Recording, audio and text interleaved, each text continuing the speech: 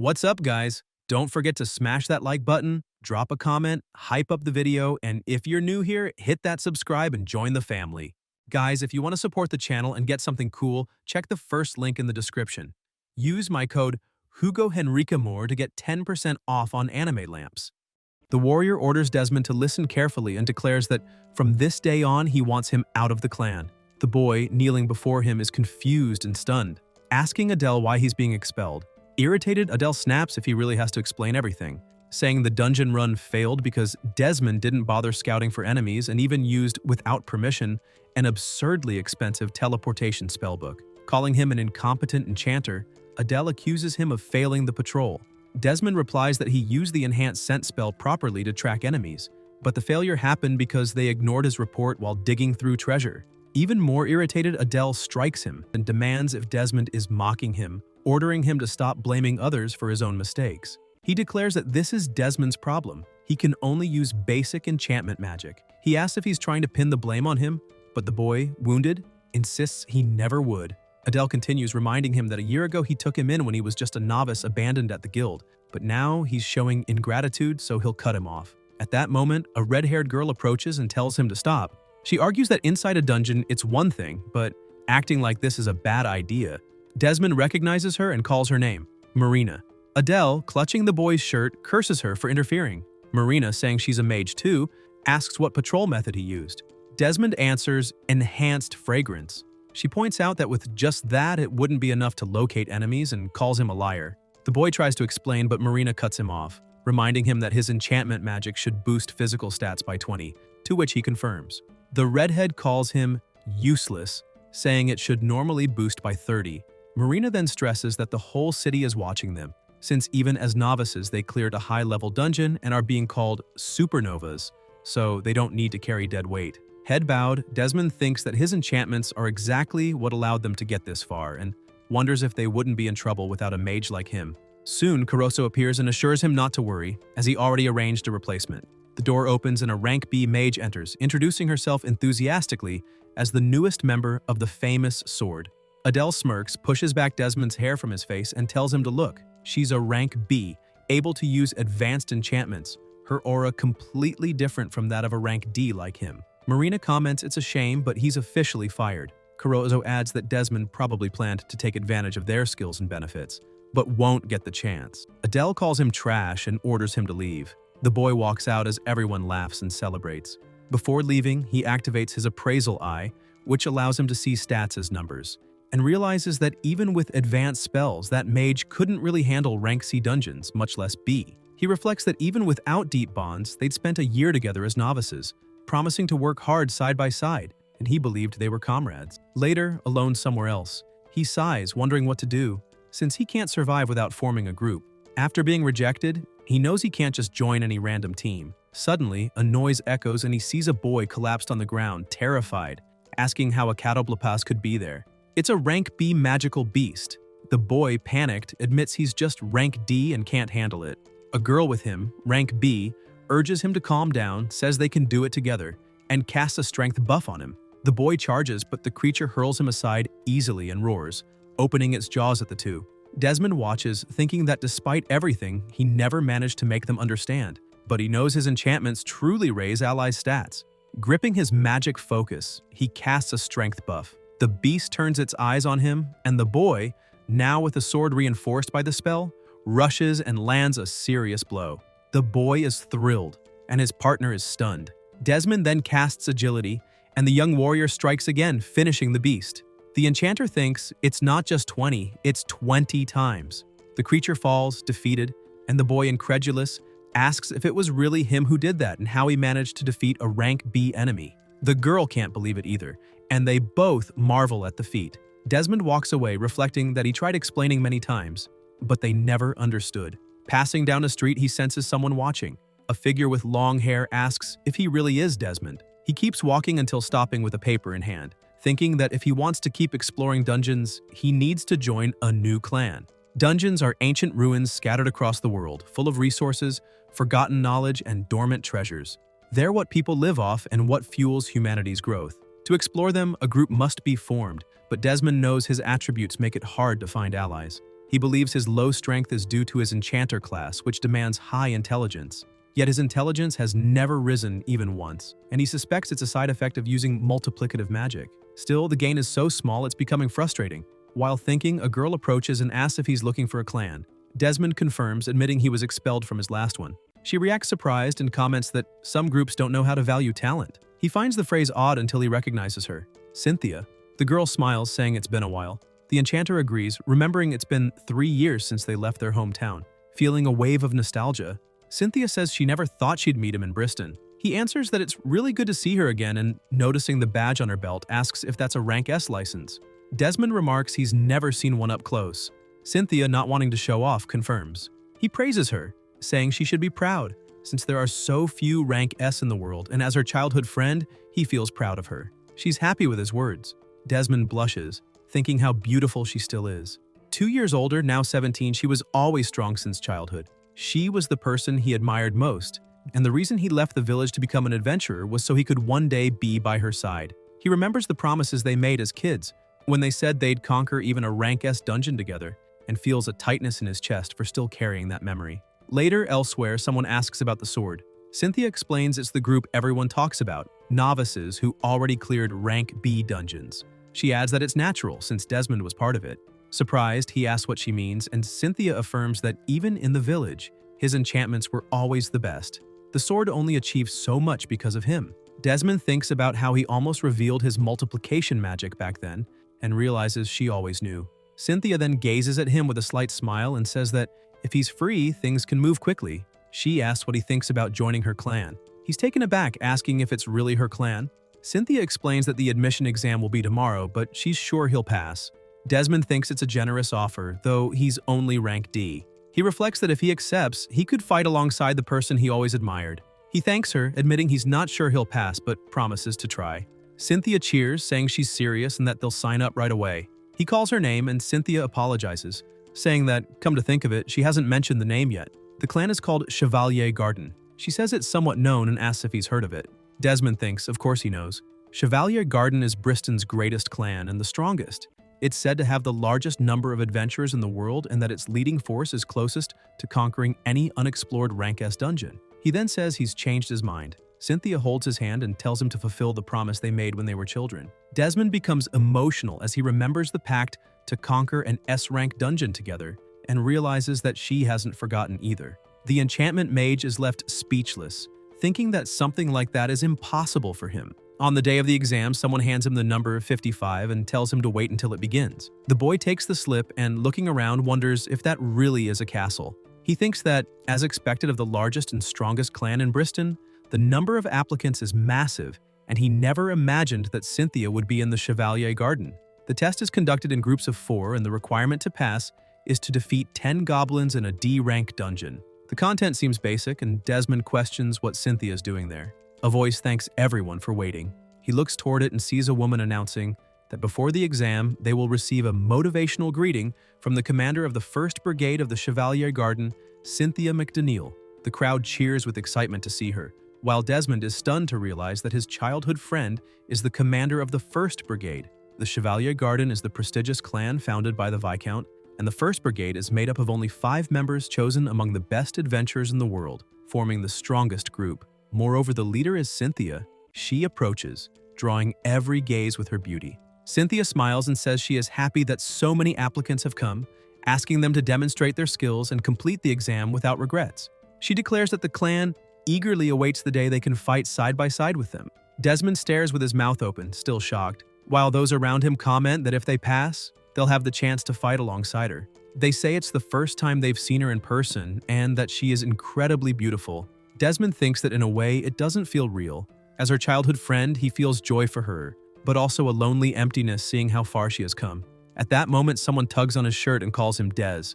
It's Cynthia, who thanks him for watching her. The enchantment mage is startled and ends up shouting, drawing attention. Everyone notices that the commander is there, murmuring that it really is her, and that up close, she is even more beautiful. Amid questions and whispers, Cynthia surprises him by giving him a kiss and wishing him good luck in the exam, assuring him that she will support him from behind the scenes. Desmond, dazed, only manages to thank her.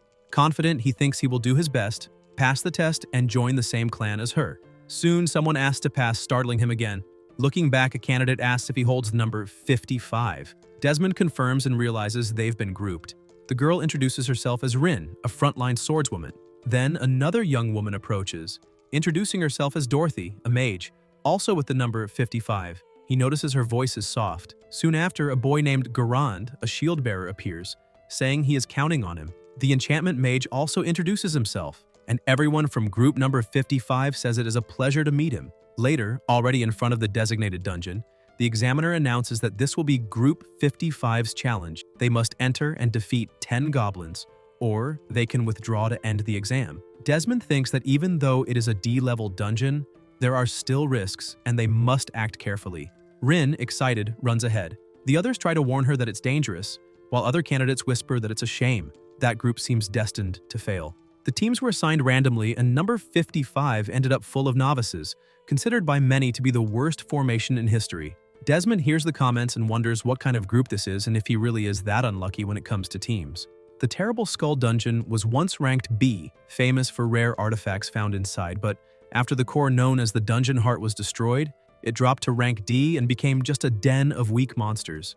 The protagonist thinks it has been a while since he last explored a D-rank dungeon. When he was with Adele and the others, they quickly advanced to rank B and found countless rare items. But he always received the smallest share and wonders when they started treating him so poorly. Realizing he doesn't have good memories of that clan, he reflects on the comments that his new group might be the worst formation in history and questions whether they might actually be frightening people. Rin rushes forward without meaning to, bumps into his face and jumps on him, asking what's wrong, why he looks so scared, and if he's hungry. With a smile, she offers him a snack as a special gift. Desmond refuses, but the blonde insists, saying it's delicious.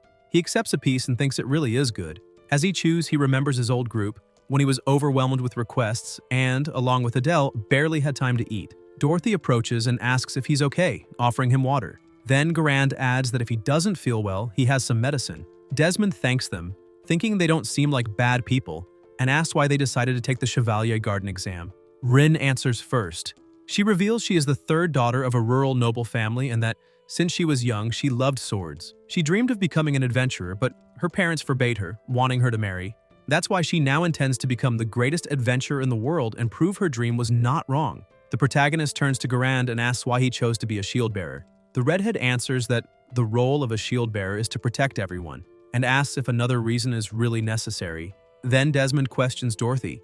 The mage, with a quiet voice, reveals that her parents are members of the Chevalier Garden, and that to repay their kindness, she also wants to join. Desmond comments that this is a great reason, but she, embarrassed, replies that it's nothing special and starts apologizing repeatedly. The enchantment mage reflects, thinking that everyone has legitimate reasons and that maybe calling that group the worst party in history was a mistake. In fact, to him, they all seem kind people, and he admits to himself that he may have the most impure motivations of all. He then decides he will do his best, pass the exam, and present himself to his partner. At that moment, Garand notices dirt on his shoulder and leans to clean it but collapses to the ground. Desmond tells him to stop the act and that he doesn't need to exaggerate so much, but soon realizes he isn't responding. Alarmed, he approaches and calls his name, while Rin watches and warns that the redhead isn't breathing. Desmond quickly asks for a healing potion. Garand soon wakes up and apologizes, saying it was his fault. Rin comments that there aren't many potions left and Desmond agrees, saying that if he's going to faint, at least let it be during battle. Garand apologizes again, explaining he tried to be careful. The enchantment mage wonders if this means he usually collapses like this daily and thinks in disbelief that it can't be possible. He then activates his appraisal eye skill and begins to analyze the group. First, he observes Rin, the vanguard and main attacker. Her agility is high, but her strength is only 6, which makes it difficult to even defeat a goblin. Next, he evaluates Garand, the shield bearer. As a defender, he should be the team's pillar, but his vitality is only 3, meaning even a cat's blow could knock him out. Dorothy notices his expression and asks if something is wrong. Desmond denies it and then uses the appraisal eye on her, the mage responsible for long-range attacks. He notices that she has 10 intelligence, capable of casting considerable offensive magic, and comments that this is impressive. The girl thanks him but quickly adds that she will end up dying. Surprised, he asks why, and Dorothy explains that she doesn't have enough mana, being able to cast magic only once per day. Desmond smiles in disbelief, confirming, just 8 MP points, practically nothing. At that moment, he understands the meaning of the worst party in history, an attacker Incapable of defeating even one enemy, a shield bearer who collapses with a single blow, and a mage who can only cast once. On top of that, he himself only masters basic enchantment magic. He admits they form the weakest group in history. The situation is serious, and he thinks he must immediately cast support magic to strengthen them. Otherwise, not only will they fail the exam, but they may be wiped out. At that moment, he notices enemies approaching and warns everyone not to move, preparing to use enhancement. Rin, however, impulsively charges forward, shouting that whoever attacks first wins. Desmond widens his eyes and thinks this is really bad. Rin strikes the first blow against the enemy but fails to cause even a scratch. She comments that it's not so bad and assumes it must be the dungeon boss when suddenly a goblin approaches from behind Desmond and someone shouts for him to be careful. Garand stumbles with every step and falls, forced to drink another potion. A voice scolds him, saying that if he's going to collapse, at least let it be in battle, and questions why he chose to become a shield bearer. The redhead answers that he needs no reason beyond wanting to save people. Desmond watches worriedly, remembering there's only one healing potion left, and asks him to be more careful. Garand apologizes but ends up falling again, and the enchantment mage thinks anxiously that there are no more potions left and he doesn't know what to do. More goblins approach him to attack when Rin steps in front and takes the blow in his place. The swordswoman falls wounded, leaving Desmond shocked and outraged, saying this is madness since she's an attacker, not a defender. Rin, even injured, replies that she couldn't just stand by and watch her companions be defeated in silence.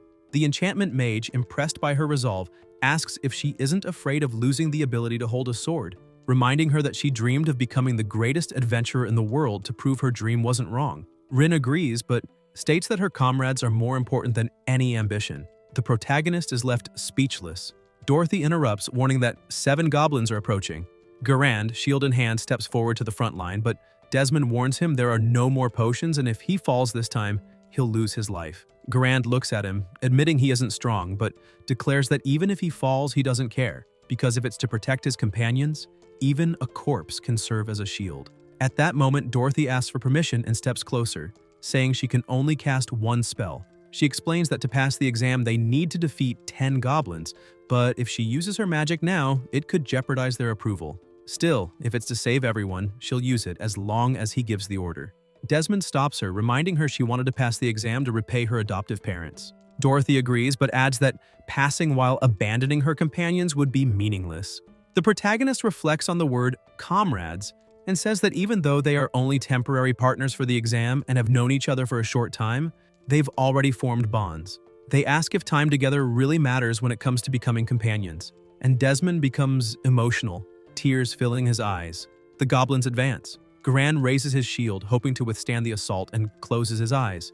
Mana flows toward him, strengthening him. Surprised, the redhead manages to repel the attacks and even knock down enemies, finding it impossible to have such strength. Rin explains that it isn't just him, but Desmond's power. The enchantment mage, eyes closed, concentrates his magic and thinks that he wants to pass the exam together with these people. He acknowledges that even if they fail, there will always be another chance. But it wouldn't be the same with others. He wants to share the joy of that victory with them, something he never had with Adele and the old group, even after a year together. Inspired, he declares that everyone must trust him, that from now on they will follow his instructions, and together they will pass the exam. He releases his magic and orders Dorothy to prepare the spell. The mage, nervous because she only has one chance, recalls his words of trust, raises her magical focus, and replies that she understands. Desmond directs the group. He asks them to buy time until Dorothy finishes her casting and tells Rin to hold the enemies at the front. The blonde asks if it will really be just her, but seeing the determination in the enchanter's eyes, she smiles and charges forward, declaring she won't let them through. Rin attacks with energy and an intense light explodes, throwing the goblins far away.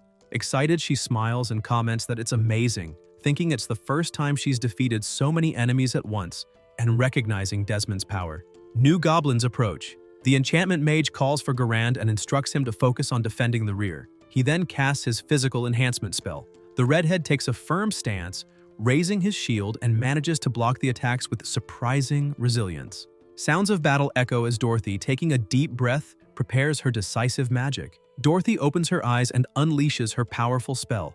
Desmond points to the passage on the right and asks if she can see it. The mage confirms, and he announces he will enhance her magic now, telling her to cast with full power. Surprised, Dorothy asks what he means by enhance. The enchanter closes his eyes and releases his power, amplifying her spell until it becomes vast and overwhelming. The girl panics, telling him to wait, to stop. that it's too big, incredible, and it's going to break. Desmond holds her hand and tells her it's okay, that she can trust him. The mage takes a deep breath, calms herself, and closes her eyes, casting the spell. He thinks quickly. There are 7 goblins before them, and they need to eliminate 10 in total to pass the exam. When he used the enhanced scent to track the dungeon, he discovered there were more enemies in the adjacent area. If he increases the spell's range and power, he can strike them all.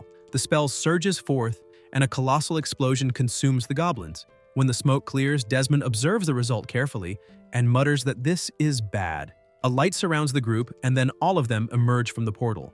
Dorothy apologizes, and Desmond reflects that he got so carried away with his new friends that he lost control. Garand, worried, asks if it's okay since they destroyed the goblins in the dungeon itself. The examiner approaches and assures them it's not a problem. He says they passed and were the fastest group to complete the exam. He hands them the approval papers and calls for Desmond, praising him as incredible, asking how a rank D, especially an enchanter, managed something so powerful. He comments that even a rank B lost confidence after witnessing it. The group is officially approved. Elsewhere, a staff member congratulates them and hands out member cards, making them official members of the Chevalier Garden. Rin celebrates happily, hugs Desmond, and says it was all thanks to him. He replies that no, everyone deserves credit. The group then notices nearby warriors, and the enchanter is surprised, wondering if they are foreigners. People comment that that was Group 55, once called the worst formation, but in truth, they had an incredible enchanter. They say he wiped out the goblins with a spell, tracked enemies, and even shook the confidence of a rank B examiner. Desmond thinks there are many rumors about him, but it's not a bad thing, and he even feels happy. Rin smiles and comments that everyone talks about him, but that the whole group should be proud since they are part of it. He replies that it's not like that. Garand insists he doesn't need to be modest, that his magic was decisive. Desmond thanks them, stating that he is only a support enchanter, and that the true reason they won was their mutual trust and effort. The swordswoman blushes, embarrassed, and announces that they are going to get married. He, confused, asks why. Later, in the same place, the enchanter comments that maybe it's time to part ways. Everyone lowers their heads in silence. Dorothy, saddened, says it's true, that they were only a temporary group formed for the exam, but that no matter who they join in the future, she will never forget that formation, because it was the best. Rin recalls that the guild member card has the group number written on it and asks if they aren't all at the same table.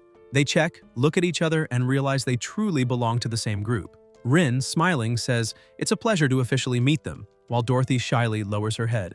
Soon the swordswoman suggests a celebration, declaring that nothing compares to drinking in victory. Desmond asks if it would be a victory party. Garand answers yes, that drinking is the best way to celebrate. The enchantment mage thinks he'd like to tell his partner about this, but doesn't know where she is.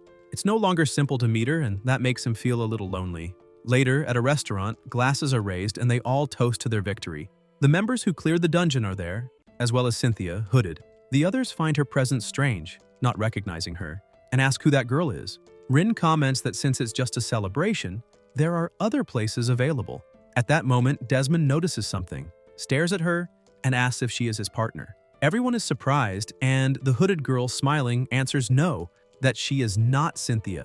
Dorothy finds it strange and asks why Desmond calls Cynthia only by her first name without any honorifics, and if they have some kind of relationship.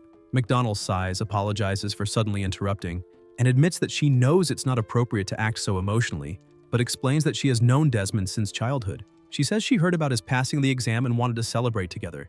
The enchantment mage feels embarrassed, thinking she really came there because of him. The mage insists, asking if the two are childhood friends. Cynthia answers not to misunderstand because just being childhood friends doesn't mean she is showing favoritism. He passed the exam on his own merit, not because of his connection with her. Rin intervenes, saying that everyone knows that since they were the ones who witnessed firsthand how amazing Desmond is. McDonald reflects that she had never called him that way before, but now, as she hugs him, realizes that she herself is the one causing trouble and asks them to relax with the formalities.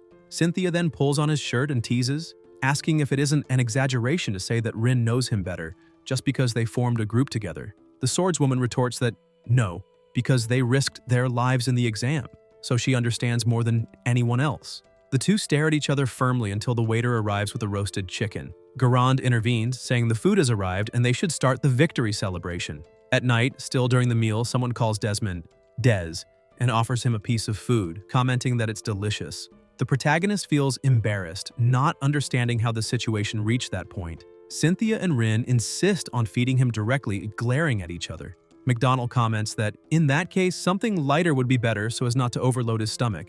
But Rin counters that he worked hard all day and deserves something richer. Desmond thinks that in truth, it's this situation weighing on his stomach. Dorothy steps in and tells them both to stop, suggesting that if he's tired, he should drink milk. Garand, distracted, enjoys the pasta and praises it aloud. Desmond thanks everyone for their concern but asks to eat on his own. Rin insists he should choose carefully, and Cynthia agrees, saying that as his childhood friend, it's obvious he would choose her. Rin protests, saying that obviously he would choose her, his teammate. Desmond tries to explain they're talking about food, but Rin jokes, asking if he's going to eat her, calling him bold. McDonald, surprised, questions, since when he started acting so daringly, leaving him confused. Cynthia sighs and soon someone suggests they say aloud what they want. McDonald bangs on the table and declares that at this rate they won't get anywhere with the meal. Rin and Cynthia then shout at the same time that they'll decide right there who Des should choose. The two start competing over dishes, tasting together to see which food is better. After several plates, Desmond thinks that this is indeed the victory celebration. Rin stands up and excuses herself to get another dish, but ends up dropping the tray. Plates slip and are about to fall. Desmond warns them to be careful, but when they look in his direction, they get distracted and end up letting food spill on them and the others. The enchantment mage smiles and comments that if it hits Garand, he won't survive. The two look at the redhead and conclude that the true enemy was him. Rin puts her arm around Cynthia's shoulder and invites her to drink. McDonald accepts and says they'll drink until they drop. Desmond thinks that somehow the celebration turned into fun chaos.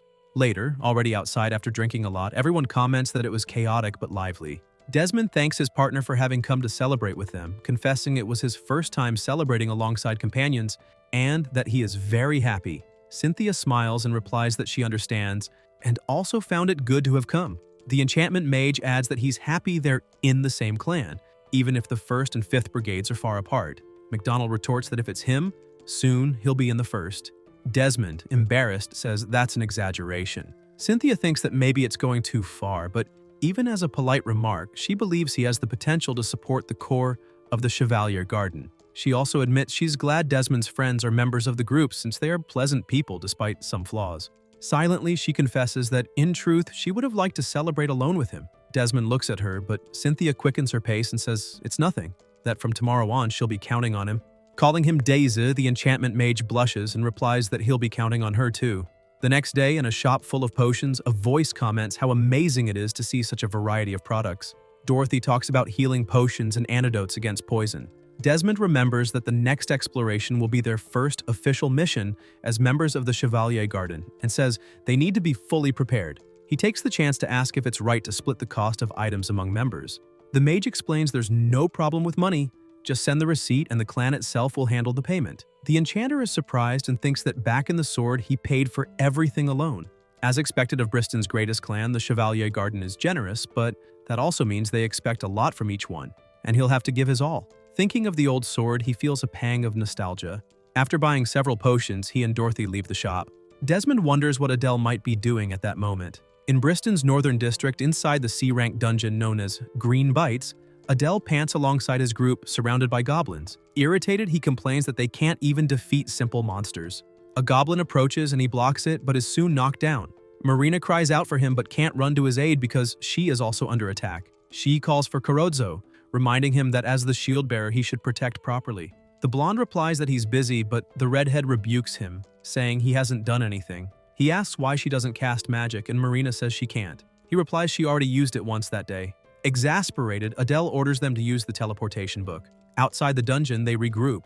Adele, furious, complains that the other day they were exploring a B-rank dungeon, and now, in a C rank against goblins, they're being humiliated by the weakest monsters.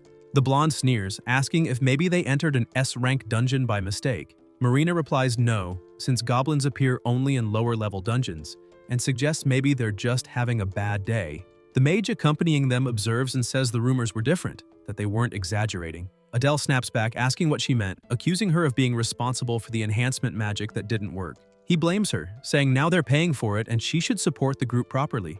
The mage gets angry and tells them not to blame her, since it's clear they're the incompetent ones. Carozzo can't hold the enemies, Marina barely cast low-level spells and already ran out, and Adele was knocked down easily by a goblin. To her, it's obvious the so-called sword is nothing but a weak group, and she demands not to be blamed for their incompetence. Adele, furious, grabs her shirt and says she's being arrogant, declaring she's fired and that he'll eliminate her. The mage reacts quickly, strikes him, and throws him hard to the ground, slamming him against the rocks. She smiles with disdain, calls him weak, and refuses to work with such a useless group. She declares she never wants any connection with them again and leaves. Adele rises, grinding his teeth in fury, and mutters that all enchanters are useless and irritating.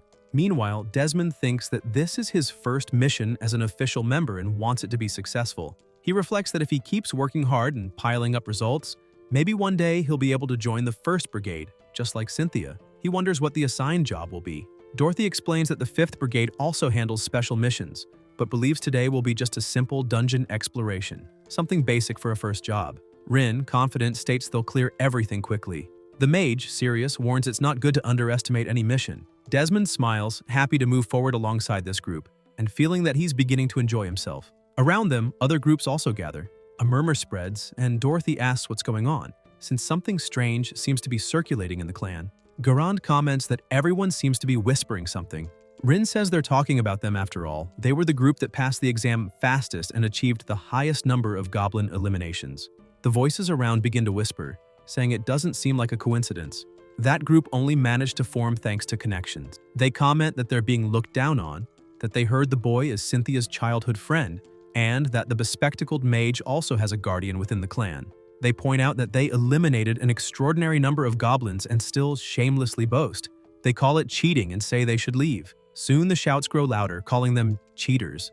Desmond tries to intervene, asking for calm and explaining that it's all a misunderstanding, that they didn't cheat. At that moment, a firm voice interrupts, saying, "That's enough." Everyone turns toward the speaker and sees a man introducing himself as Brant, captain of the 5th Brigade. The enchanter thinks it may be true. The captain of the 5th Brigade is there, but he looks completely drunk. A subordinate hits him, asking him to compose himself, and Brant, staggering, says he'll explain today's mission. He announces that the designated dungeon is the Mervel Ice Cave. The main objective is to reach the deepest part and collect the Jewel of Wisdom, a rare B-grade item. He stresses that it's a high-difficulty challenge, not a place they can simply stroll into. Desmond thinks in alarm. All of them are rank D adventurers of the 5th Brigade, and if they enter a B-rank dungeon, they'll be annihilated. Just one trap or monster could wipe them out. He wonders why Brant would send them there, even considering his enhancement magic, with no guarantee of victory. Brant continues, saying this is Chevalier policy and they must understand the meaning of belonging to the group. The enchantment mage reflects on what it really means to belong to the Chevalier Garden, one of Bristol's greatest organizations with enormous scale, imposing buildings, and thousands of members. The captain, in a harsh tone, declares that rank Ds like them are just disposable, pawns that can be sacrificed. He tells them not to make such a fuss and reminds them that everyone is replaceable. The comment leaves most outraged. Desmond thinks that, indeed, large organizations use numbers as an advantage, but he doesn't want to believe Cynthia's clan functions like a dark guild. The atmosphere grows tense, the pressure frightening, and he only hopes nothing worse happens. Brant then states that, with this in mind, the next mission will be a battle of absolute numbers. 6 groups of the 5th Brigade will be sent together. However, acting separately would be useless, so they will assign a leader to whom everyone must obey without question. Revolt spreads. Everyone murmurs indignantly, asking how long they'll be treated like fools. Desmond feels the air heavy, suffocating, and thinks this can't work. If there has to be a leader, he definitely doesn't want it to be him, until a voice announces Group 55. Everyone turns, and Brant, even more drunk, raises his cup, saying it's a pleasure to meet them. A loud noise echoes, and Desmond, at the front, trembles uncontrollably. In the Mervel Ice Cave, the atmosphere shifts immediately. It is a B-rank dungeon, highly dangerous. As soon as they enter, the temperature plummets, just as the name suggests. A voice comments in awe at the sight. The entire interior covered in ice, even though it's an artificial dungeon created by ancient peoples. Rin notices she doesn't feel cold at all. Desmond explains he cast cold resistance enchantments on everyone. The 2 girls confirm, asking if that means they won't feel the cold anymore. He answers yes, reminding them that heavy winter clothing restricts movement, but with enchantment they can move freely. Dorothy is impressed, but he warns the spell isn't permanent and will have to be renewed later. Rin clings to his arm, saying he's amazing and confessing she hates the cold, so she'd love to have him at her house to cast the spell always. Desmond, embarrassed, comments about domestic heating devices. Then he remembers this is a dangerous dungeon, and one slip could cost their lives. Suddenly, someone shoves him, knocking him to the ground. Rin reacts, asking the man with spiked boots what he thinks he's doing. The man replies that it's him who should be asking, accusing Desmond of fooling around and flirting inside a dungeon, reminding him this isn't a game and they need to stop wasting time. A boy speaks up loudly, saying this is why he hates groups formed by connections. Rin immediately retorts that it isn't true, demanding who he thinks he is to call them that. The boy insists, saying he didn't say cat but connection, and claims it's obvious they cheated. To him, they were only chosen because of influence, and lives can't be entrusted to people like them. They should leave. Desmond tries to calm everyone, but Rin, irritated by the noise, shouts that she'll prove what they're capable of. She says instead of listening to rumors, they should witness their skills. The boy, enraged, challenges her to go ahead, and the crowd begins shouting to expel Group 55. The enchanter insists they stop, asking if they aren't allies and reminding them all need to cooperate. But the others mock him, saying he has no allies and deserves to lose his life. Rin, confident, charges forward, but Desmond asks her to wait. Others approach him, mocking, asking if he's trying to protect his comrades and saying that almost brings them to tears. He tries to answer but takes a punch straight to the face. Even injured, he insists they did nothing wrong. The attackers retort that everyone who messes up says the same and keep beating him down hard. Rin lunges at one of the boys trying to land a kick, but he blocks easily. When she pulls her leg back, she realizes the strike had no effect, retreating in pain and murmuring that he's like an iron wall. The boy confirms he isn't using any defense at all. The crowd starts chanting that Group 55 is weak and that it all comes down to connections. Soon, they all charge together. Dorothy is shoved to the ground and several rush at Garan to bring him down. Desmond, still fallen, forces himself to raise his hand, trying to quickly cast an enchantment. The mage screams for them to stop, that this isn't the time for fighting. But the others mock her, saying regret changes nothing now, that they won't forgive them. Dorothy, terrified, shouts that that's not it. The floor they're on is probably a trap and their brawl triggered it. A roar echoes, and numerous adventurers plummet into a field of ice spikes. Screams resound as others remain clinging at the edge. Those who fall despair at the sight of the ground covered in frozen spears. However, before they crash, a light envelops their bodies. Surprised, they realize they are unharmed without a single injury. They cry in relief, confirming they're safe. One companion comments in shock, then notices it's Desmond who maintained the enchantment, even while wounded. Everyone stares in disbelief. The enchanter, sweating and hurt, explains he managed just in time. He cast body enhancement on everyone, but warns it won't last forever and they need to find a way out quickly, as there could be more traps. The leader orders ropes to be thrown to pull the fallen back up. One by one, they are rescued, and at the end, he confirms everyone is safe. They answer positively, and the retreat is completed. Exhausted, Desmond drops to his knees, drained by the effort. One of the blondes comments that even while being punched, he was trying to cast strengthening spells. He realizes he wasn't just support, he noticed the trap before anyone else, and even while being beaten, prioritized protecting everyone. The others recall his earlier words, asking if they weren't all comrades, and the mood shifts. His group hands him potions. Desmond, surprised, thanks them, apologizing for having used up so many items before the exploration even began. Rin interrupts, saying it isn't his fault but hers for not listening to him. The enchanter looks around and sees others offering him potions as well. The leader steps forward and apologizes, saying he now understands his abilities and asking him, as a comrade, to accept helping them on this quest. The other groups also apologize. From a distance, a girl watches them in hiding. With a smile, she comments that this must be the group of candidates who passed the entrance exam the fastest, just like the rumors say. She observes Desmond in particular and says that there seem to be many good men there, but he is the one she wants in her own team. One of the boys calls Desmond their leader and asks what they should do, reminding him that they're still just rank D trying to clear a rank B dungeon. The enchanter agrees it's dangerous, but explains that as long as they avoid enemies and traps, destroying the dungeon's core will calm it down and only weak monsters will appear. The boy understands and suggests they search for the core to destroy it. Desmond confirms but adds that it will be a competition since they're not the only ones inside the dungeon. His partner reminds him that even if they destroy the core, other groups could still grab the best treasures first. Desmond then proposes a plan. They'll go ahead to try to destroy the core while the others handle enemies, traps, and gather treasures. If they do this, they can clear the dungeon quickly and obtain the Jewel of Wisdom. When asked if it isn't risky for just them to go, the enchanter admits it is, but he trusts in his multiplication magic and believes they can manage. He also comments that the reason so many people are involved is probably because the clan already expected everyone to split up like this.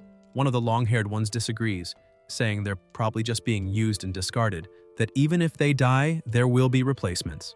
Desmond wonders if that could be true, but refuses to believe that Cynthia's clan, the Chevalier Garden, works that way. With determination, he declares that they must succeed in their mission. The group advances through the ice-covered interior.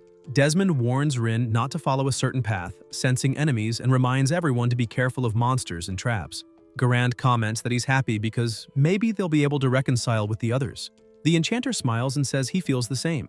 He recalls how, when they were chosen as leaders, they were accused of cheating and became targets of hatred. But now, he sees everyone as kinder than he thought. He realizes that making more friends makes him happy, and that's why he can't let the plan fail. He explains that if they don't destroy the core, sooner or later everyone will encounter enemies and be wiped out. Acknowledging that he took on a dangerous role without consulting anyone, he asks them to lend him their strength, because he doesn't want to see anyone eliminated. They smile and answer that of course they'll do it together. Rin corrects him, saying it's not about lending strength, but about fighting side by side as a group. At that moment, a voice interrupts, saying it's indeed an important role. A girl approaches with the three others. She introduces herself as Meryl, from party number 24, accompanied by Gant, Zenari, and Gin. Desmond asks what she means by accompany, and Meryl answers exactly that.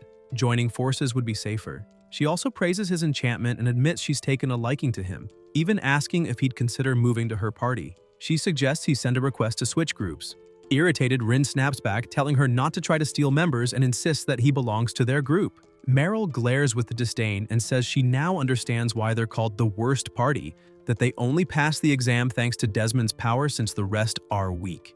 The group members are annoyed at the provocation, but Meryl continues, asking if it wouldn't be better to just let him go. They lower their heads in silence, but Rin clenches her fist and, looking firmly at Desmond, declares that he isn't some powerful, untouchable figure. He's just a rank D like all of them. She finishes by saying he's hers and she won't give him to anyone. Meryl scoffs, telling her not to compare herself. Even though both are rank D, she claims they're on completely different levels and calls Rin trash. The atmosphere grows heavy and everyone around feels awkward. Gant sighs and explains that it's their fault, that they met and formed the group at the entrance exam. He adds that his partner is the type who never changes her mind once she decides something, and apparently she really wants Desmond no matter what. Zenari comments that Desmond has become quite popular. Meryl immediately snaps at her to stay out of it and calls her a charmless brat. Rin gets angry and says it's not just about having big breasts or wide hips. The enchanter thinks to himself that he's giving up on this dispute, that he never planned to get involved in it, and concludes that having friends isn't always pure happiness. Meryl then provokes him, asking whose side he'll choose, but Rin cuts in, saying he won't choose anyone. Both girls sigh deeply and Desmond intervenes, saying it's not a matter of taking sides. Suddenly, a loud crash echoes. Rin, alert, asks what that sound is and rushes forward, but Desmond warns her to wait since it could be dangerous. Garand urges everyone to chase after her and Dorothy agrees. At that moment, Meryl grabs Desmond's hand and pulls him, asking if he wouldn't rather team up with stronger members instead of staying with weaklings. The enchanter looks at her and replies that it isn't true, because being weak is exactly what makes them good. Meryl is surprised by the answer, and Desmond recalls the words of the 5th Brigade's captain, feeling like he's starting to understand better. Another adventurer approaches, worried, saying the situation is bad. Desmond orders everyone to move, declaring that now both groups will work together to destroy the dungeon core. They proceed deeper into the increasingly frozen interior. Gant comments that the temperature dropped sharply upon entering that area. Zenari touches the wall and sees it instantly freeze, frightened. Gant asks why it's so cold. Rin calls him over and points ahead. A gigantic creature, it's an ice beast. Stunned, Gant asks what it is. Desmond answers that it's an ice golem, the dungeon's boss. The group watches in shock as a wolf dashes in front of the monster. The golem glares and releases a blast of ice, destroying it instantly. The pressure mounts as they watch tensely from hiding. Gant comments that the monster is incredible. Zenari insists they must run before they're noticed, but Rin interrupts, asking if the dungeon core isn't right behind it. Meryl questions why it would be there and concludes that means they have to defeat the boss to destroy the core. Zenari protests that it's impossible. Rin insists it's fine because she has her partner by her side. She claims that with one enchantment, the boss will fall in a single blow. Desmond, however, uses his appraisal ability and sees the monster's vitality is 1,350. He thinks that while his enchantment magic multiplies stats, the base is far too high. Gant asks if even with his spells he can't beat it. The enchanter admits he can't and apologizes. Rin comments that even with multiplication, their base stats are too low. Zenari looks down, saying they should be the ones apologizing for being weak, and asks what they'll do now. The core is behind the boss. Does that mean the mission failed? Desmond replies no, they can't defeat the boss, but they can block its attacks. He explains he'll use a vitality enhancement to boost everyone's defense. That way, even if the boss attacks, they can resist long enough to destroy the core. Gant recalls it was the same enchantment that protected those who fell into the ice pit. Zenari admits that was impressive, but doubts they can withstand a boss's power. Gant comments that just entering requires a lot of courage. Desmond assures them it'll be fine since he evaluated everyone's stats. But when he looks to the side, he notices Rin isn't there. She's already advanced, calling for him to cast the enhancement spell quickly. Gant yells for her to wait until the enchantment is ready. Garand also urges him to cast it fast. Watching, Meryl thinks Rin is a fool for throwing herself in like that, blindly trusting Desmond. Even recognizing the strength of his enchantment, she can't understand how someone can act with such faith while risking being taken down. The swordswoman closes in on the golem. The monster notices her. Dorothy shouts that it spotted her. Zenari presses, demanding that the enchantment be cast. Desmond tries to conjure, but something strange happens. The magic won't flow. He looks at his staff and realizes it's frozen. He yells in despair, wondering if he touched the wall, and panics, thinking of what to do, since without the staff he can't use magic. Dorothy looks to the side, terrified as the golem prepares an attack aimed at Rin. Gant shouts that this is terrible and that she won't be able to dodge. At the last moment, Meryl leaps onto Rin, pushing her down and saving her from the blow. She orders her to get up quickly because the next attack is coming. The golem, now focused on the two, launches another strike. In shock, Gant asks since when this was happening. Panicked, Zenari says they barely survived until now, that the situation is dire, and concludes the only option left is to run for their lives. The two glare at each other when a noise echoes through the place. The swordswoman comments on her leg where ice thorns are embedded and plasma flows endlessly. Meryl thinks she has failed until she feels a hand on her shoulder. It's Rin, helping her up. Meryl asks what she's doing and tells her to run, but the swordswoman insists she can't flee alone. She was saved by her and won't leave her behind. Meryl retorts that if she keeps saying that, they'll both die together. New attacks approach, but a shield appears and blocks everything. Surprised, they look to the side and see the old man. Garand states he somehow made it in time and warns there won't be another chance. They must hurry. At that moment, the redhead falls to the ground. Meryl asks what they should do about him, but Rin answers that the next enemy is already coming. Fear takes over until flames appear, melting the icy strike. They turn and see the mage, who asks if they're okay and explains she neutralized the attack with a level 3 spell. Meryl questions if that girl could really cast something so powerful, and Dorothy confirms, but says she won't be able to use it again. Meryl demands to know what kind of enemies they're facing. Gant orders them to move quickly, and Zenari adds that there are still more people to rescue. The protagonist, shaken, looks around in despair, asking himself over and over what they should do. He thinks it's all his fault, for insisting the plan go forward, for being arrogant and believing things would be fine thanks to his magical multiplication enhancement. He convinces himself that everyone will die because of him, that he's useless. Heavy thoughts pile up, harsh words from his former group echoing in his mind. Desmond thinks Adele and the others were right. He can't do anything, he's incompetent, just a burden. His mind fills with self-deprecation until someone touches his shoulder. It's Zenari, calling him useless.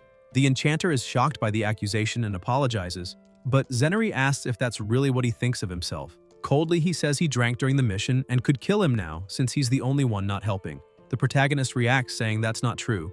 Zenari explains he's a healer, a doctor, and that role is just a front for the mission. His real purpose is drinking to raise his body temperature. He pours alcohol over the frozen staff. Desmond panics, thinking he's spilling drink on the allies, but then recalls alcohol doesn't freeze easily. The body heat combined with the liquid warms the ice.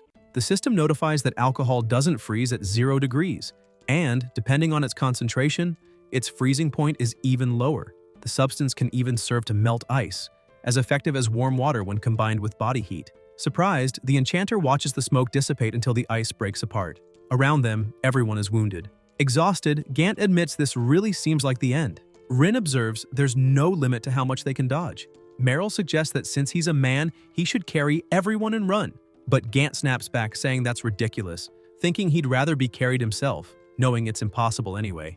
Then the monster fires new attacks, deafening sounds echo. But Rin and the others aren't hit because the protagonist finally manages to activate his enhancement ability and protects them. Shocked that they're still alive, everyone asks what happened until they notice it's Desmond shielding them. The enchanter apologizes for being late, and a voice says they survived thanks to him. Everyone shouts his name in unison. Desmond continues channeling magic through his staff, stares at the monster, and asks if they're ready because the attack is about to begin. He also casts enhancements for strength, agility, mana recovery, mental resistance, and reinforced healing. The monster launches more strikes, but they dodge. Meryl gets excited, and Rin too, saying now it feels like just a breeze. The enchanter warns they can't defeat the boss directly since the true target is the dungeon's core behind it. If they destroy the core, they'll win. The swordswoman dashes forward, saying she understands and that this is the end. The monster notices her, and the mage warns her to be careful. Rin reacts in time and evades the strike. Dorothy asks if she's okay, and the swordswoman replies it was close. Meryl points to the side where the core appears, half buried.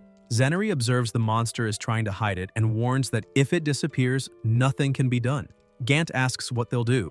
The protagonist says they'll use a distraction tactic. Everyone draws the boss's attention while one of them destroys the core. Garand says he understands. Rin declares she'll be the one to strike. She's the fastest there, nearly out of sight, and they only have one chance to aim at the core. Desmond orders them to go all out. The golem looks back and tries to strike, but they dodge. A sound echoes and the enchanter signals for his partner to go now. Rin charges. Gant prays she makes it in time and the others all try to distract the monster. The protagonist thinks the entire group's lives depend on that strike. The swordswoman nears the core, stops, raises her sword, and strikes the spot. She says she did it, but realizes an ice stone blocked it. Everyone asks if it's blocked and say the boss defends the core while fighting them. Desmond watches and thinks they're screwed. That was the only chance.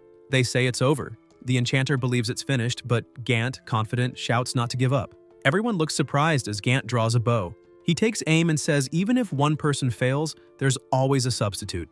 The protagonist remembers the captain saying substitution is true. Gant reveals he's an archer and releases the arrow. The monster notices. The arrow flies toward the core. Zenary complains it's no good, that it'll be blocked. Meryl says it won't reach. The mage swears she won't let it fail and summons a fire sphere, launching it. The arrow keeps going, closes in on the core. Everyone watches intently. A light bursts and the core shatters into pieces. Everyone is stunned they destroyed it.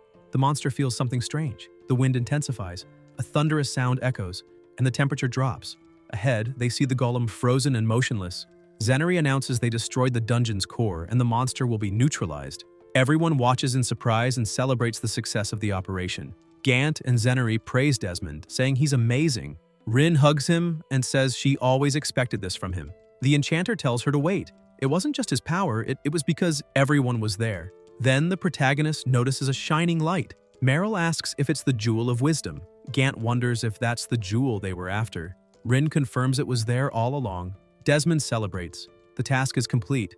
Gant announces they conquered a rank B dungeon. Someone picks up the stone and says they obtained the treasure. Meryl licks the stone and teases, saying if the enchanter wants it, he'll have to join her party. The swordswoman asks if she still hasn't given up.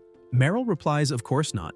If she wants something, she wants it for herself, especially now. Gant asks her to give it back. Zenary reminds her the treasure belongs to everyone, the result of a joint effort. Gin asks to see the treasure too. Meryl refuses, saying it's her way of forcing him to join and won't hand it over until he agrees. Quiet in a corner and irritated, Gin demands they give it to him right now.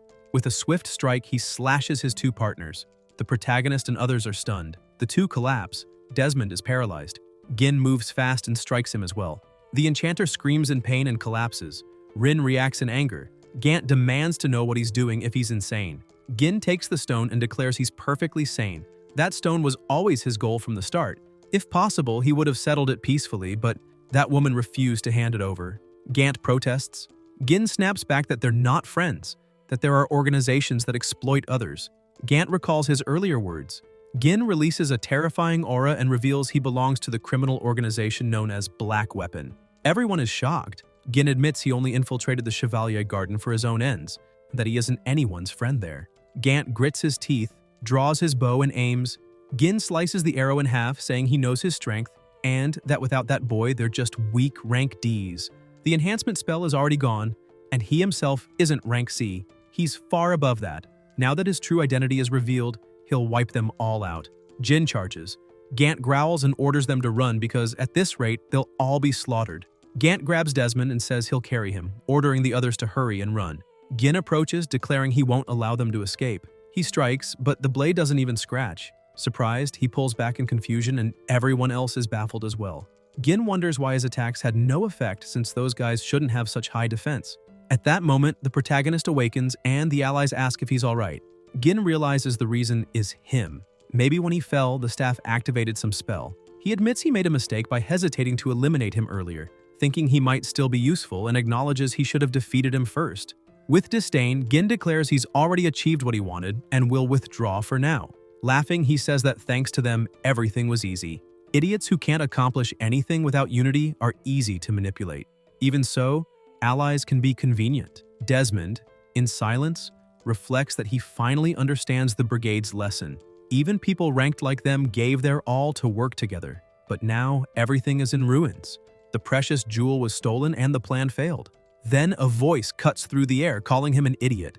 Everyone turns, surprised. Meryl coughs blood and, between laughs, challenges Gin. She tells him not to underestimate them, that their bond was never superficial, and asks if he even remembers her class. She reminds them she said she was a thief, reveals the stone in her hand, and declares she won't hand over the treasure earned by her comrades to someone like him. The enchanter and the others are stunned. Meryl laughs and collapses to the ground while her companions rush to heal her. Gin smiles, laughing, admitting he truly underestimated her. He calls them rank D trash, but acknowledges that this time he lost. He promises that next time he'll eliminate every one of them. With a cold look, he says that they, the Black Armpits, are everywhere, and warns Desmond to beware of his so-called precious friends, as they may not be so trustworthy. Then he vanishes. Still at the scene, the support team approaches as the group returns. The first mission with the Chevalier Garden is completed. Zenery and Meryl are unconscious, carried on stretchers. Despite the injuries, the mission is declared successful. With the stone in hand, the protagonist reflects that this incident taught him the value of comrades, the strength of unity, and the inevitability of enemies. He understands at last that being part of the Chevalier Garden also means being a constant target of powerful adversaries. Elsewhere, Rin greets the others, Dorothy responds with a smile, and Garand asks about her body. The swordswoman assures it wasn't serious, thanks to Desmond, who prevented worse injuries. The redhead asks about him, and the mage explains he's with the commander, summoned for another mission. They noticed he seemed thoughtful after what happened and wonder if he'll be okay. In the commander's office, the captain of the 5th Brigade congratulates him. The outcome exceeded expectations, and naming him leader was the right choice. Desmond thanks him quietly. Brant, drinking, notes that he looks down. He points out that completing a rank B mission is the brigade's greatest achievement, and there's no reason to be saddened. He boasts, reminding him it all happened because he used the supreme magic of multiplication. Desmond counters that the success wasn't his alone.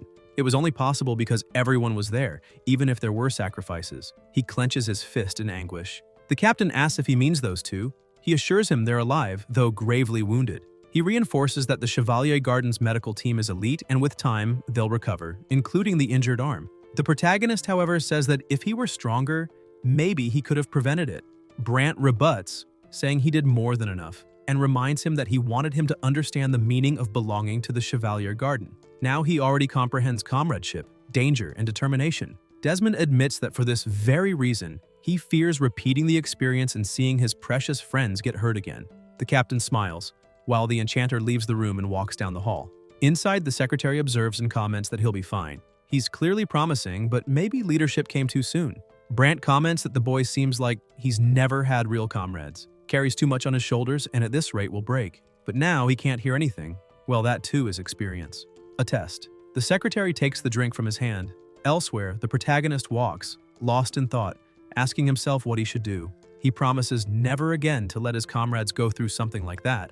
This time they were saved, but just imagining someone dying makes him remember Gin's words, that next time he'd kill them all, and a chill runs through his chest. He decides he won't lose his friends no matter what and that he needs to do more. Suddenly, he notices something ahead and wonders where he is, for it looks like a hall he had never seen inside the Chevalier Garden. A voice calls him, welcoming him, and revealing it lured him there. Alarmed, Desmond asks who it is. A red light moves. He dodges narrowly and falls to the floor, not understanding what's happening. When he looks up, he sees a girl. She recognizes him, says she's heard of him and his interesting enchantment magic, and claims it's a pleasure to meet him. A sound resonates, and the protagonist grows even more alert. He doesn't know who this woman is, only that she feels extremely dangerous.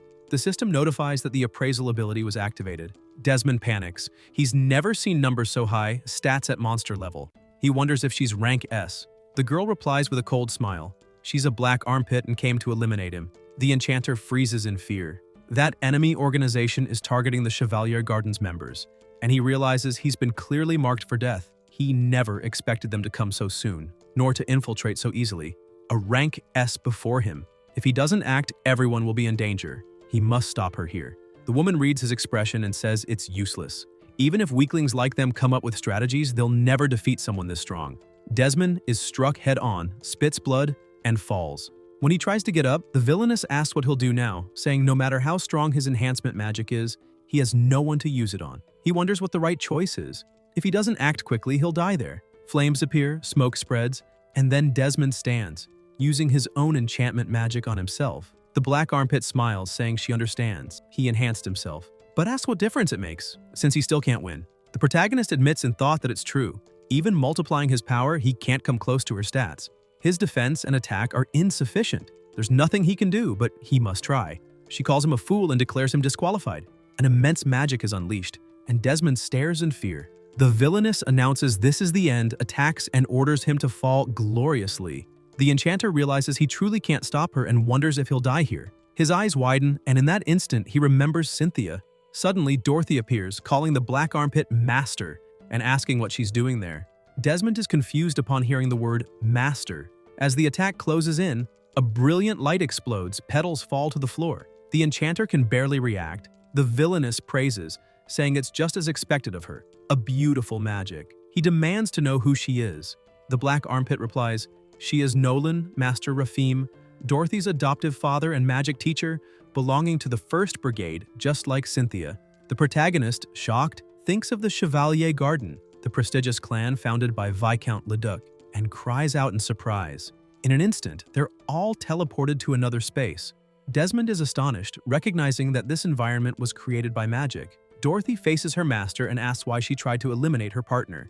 Nolan answers casually that she didn't try to kill him, only guide him, though perhaps a bit harshly. Confused, Desmond asks about this guidance.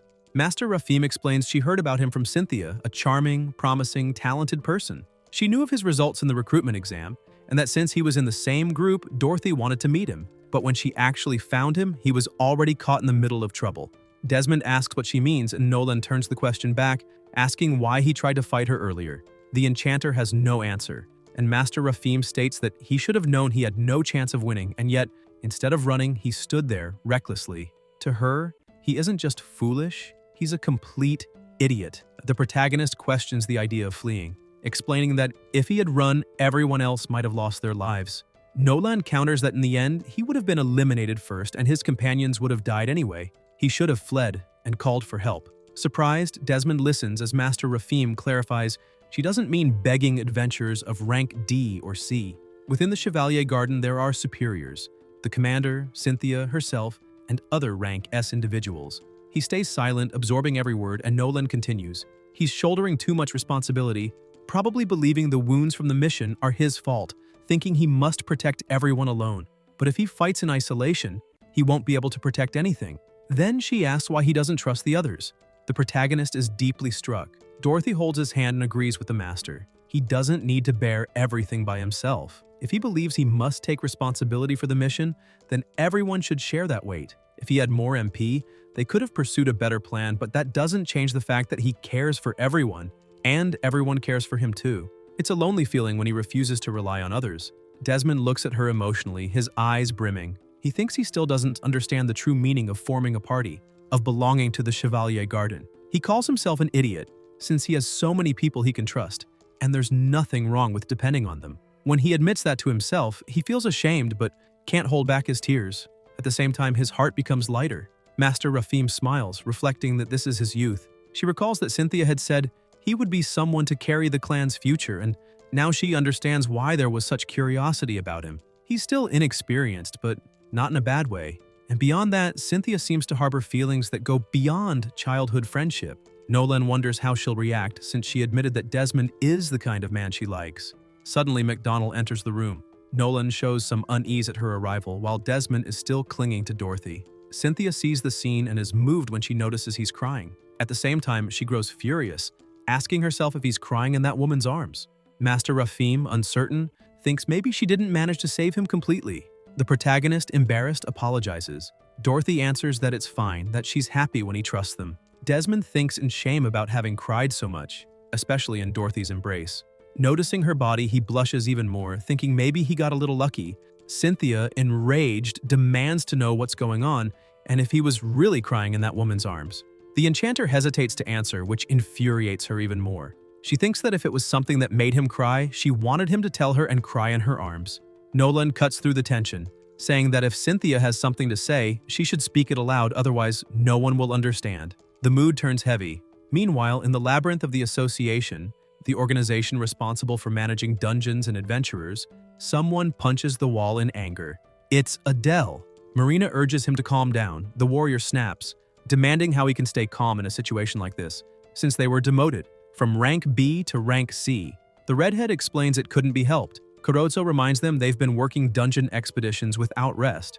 Around them, other adventurers mock them. They say they failed so many times that they were banned from rank B dungeons, and it's hilarious. They add they might even be dropped to rank D, mocking how they once proclaimed themselves rising stars. They ridicule them further, saying they should be ashamed to show their faces, humiliated enough to be finished off by shame. The team listens, and Marina confirms they're the ones being talked about. Kurozo adds that because of Adele's arrogance until now, many people hate them. Adele explodes, shouting for them not to mess with him and calling them weak, which only sparks more jeers. They want to know who he thinks he's talking to. The warrior grabs a boy's shirt, but the redhead steps in and begs him to stop, reminding him that starting a fight will only make things worse. The boy, unfazed, asks what that means, if he's really trying to hit him, because he didn't feel any strength at all. He mocks them, questioning if they were ever really strong, and provokes them by saying that if they actually fight, they'll lose easily. Marina insists they let it go, while the people around laugh. Some comment that, according to rumor, their old enchanter was truly amazing. Adele's eyes widen in irritation. The comments continue. They mention an enchanter who once was part of the Swords group, and that their downfall began after that guy left. Recently, they heard rumors that a powerful enchanter joined the Chevalier Garden, and that he sounds a lot like the one who used to be with them. Consumed by rage, Adele storms off with his group. Outside, Kurozo asks what they'll do next. Marina replies they don't have many options. They don't even have money to hire another enchanter, and the team's gear is falling apart. Even when they try to earn money, they fail in dungeons, piling up more debt. At this pace, bankruptcy is inevitable. The blonde adds that if they fail again, they could even have their identification cards confiscated. Marina concludes that this is practically the end. Adele bites his fingers in frustration. Kurozo recalls the rumor and admits it's true. Everything started going wrong after Desmond left. Marina agrees, saying that since then, nothing good has happened. Aside from constant failures, even their bodies feel heavy, like their luck ran out.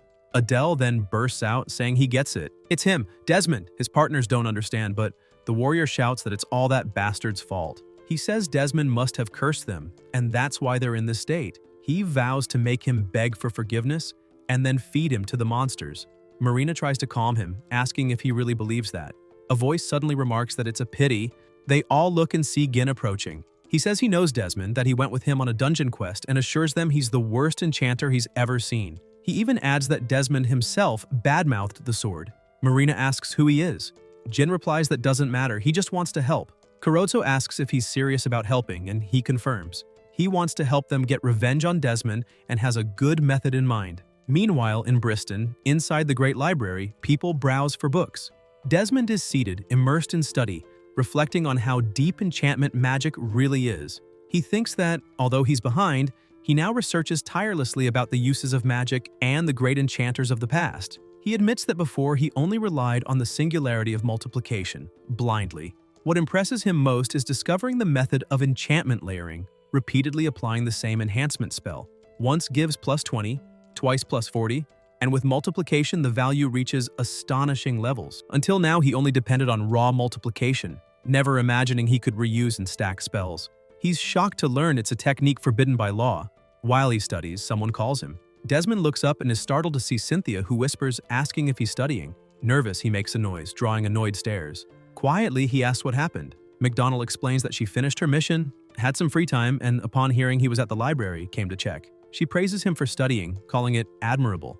Desmond feels embarrassed, thinking she has a pleasant fragrance. Cynthia smiles, and he blushes even more, noticing how close she came. He thinks libraries are amazing places. Watching her, he reflects that she's exactly as he imagined. Beautiful, kind, strong. Naturally, she's popular. Then a gust of wind blows off her hood. People recognize her immediately and start approaching. Cynthia mutters that this is bad and urges him to leave quickly. Desmond agrees. The librarian scolds them, telling them to be quiet, but the curious can't help commenting that it's really her. the commander of the 1st Brigade, the legendary Ice Plasma Princess. The enchanter, confused, asks what that means. Cynthia, flustered, pulls him along and says, "It's nothing." The crowd, curious, asks who the boy next to Cynthia is and if he's her lover. The protagonist immediately denies it, but Cynthia simply keeps pulling him firmly, hurrying out of the place. Desmond worries that this might spark strange rumors that could damage her reputation, and wonders if that could make her start disliking him. McDonald grabs his arm again. Embarrassed, he looks at her hand and without thinking holds it back. Cynthia smiles at that, making him blush even more. Elsewhere, Cynthia apologizes, saying she only wanted to see him for a while but ended up interrupting his studies. Desmond replies that it's fine, he doesn't mind, and can always return to the library later. In truth, he's happy to spend time with her. Cynthia calls his name and he mentions her title, Ice Plasma Princess. Embarrassed, McDonald explains that rank S adventurers end up getting nicknames before they even realize it. The enchanter finds it interesting and recalls Nolan, the Crimson Madness. Cynthia admits that when she starts fighting, her destructive impulses intensify, which is why she's also called the Plasma Demon. Desmond thinks that even when she held back against him, she was already impressive and imagines that the nickname with Ice and Princess might come from her beauty. Cynthia smiles, and he, captivated, thinks he'd like to see her fight for real one day. Suddenly, Rin appears, calling him urgently. Desmond asks what happened, and the swordswoman replies that it's serious. Dorothy has been kidnapped.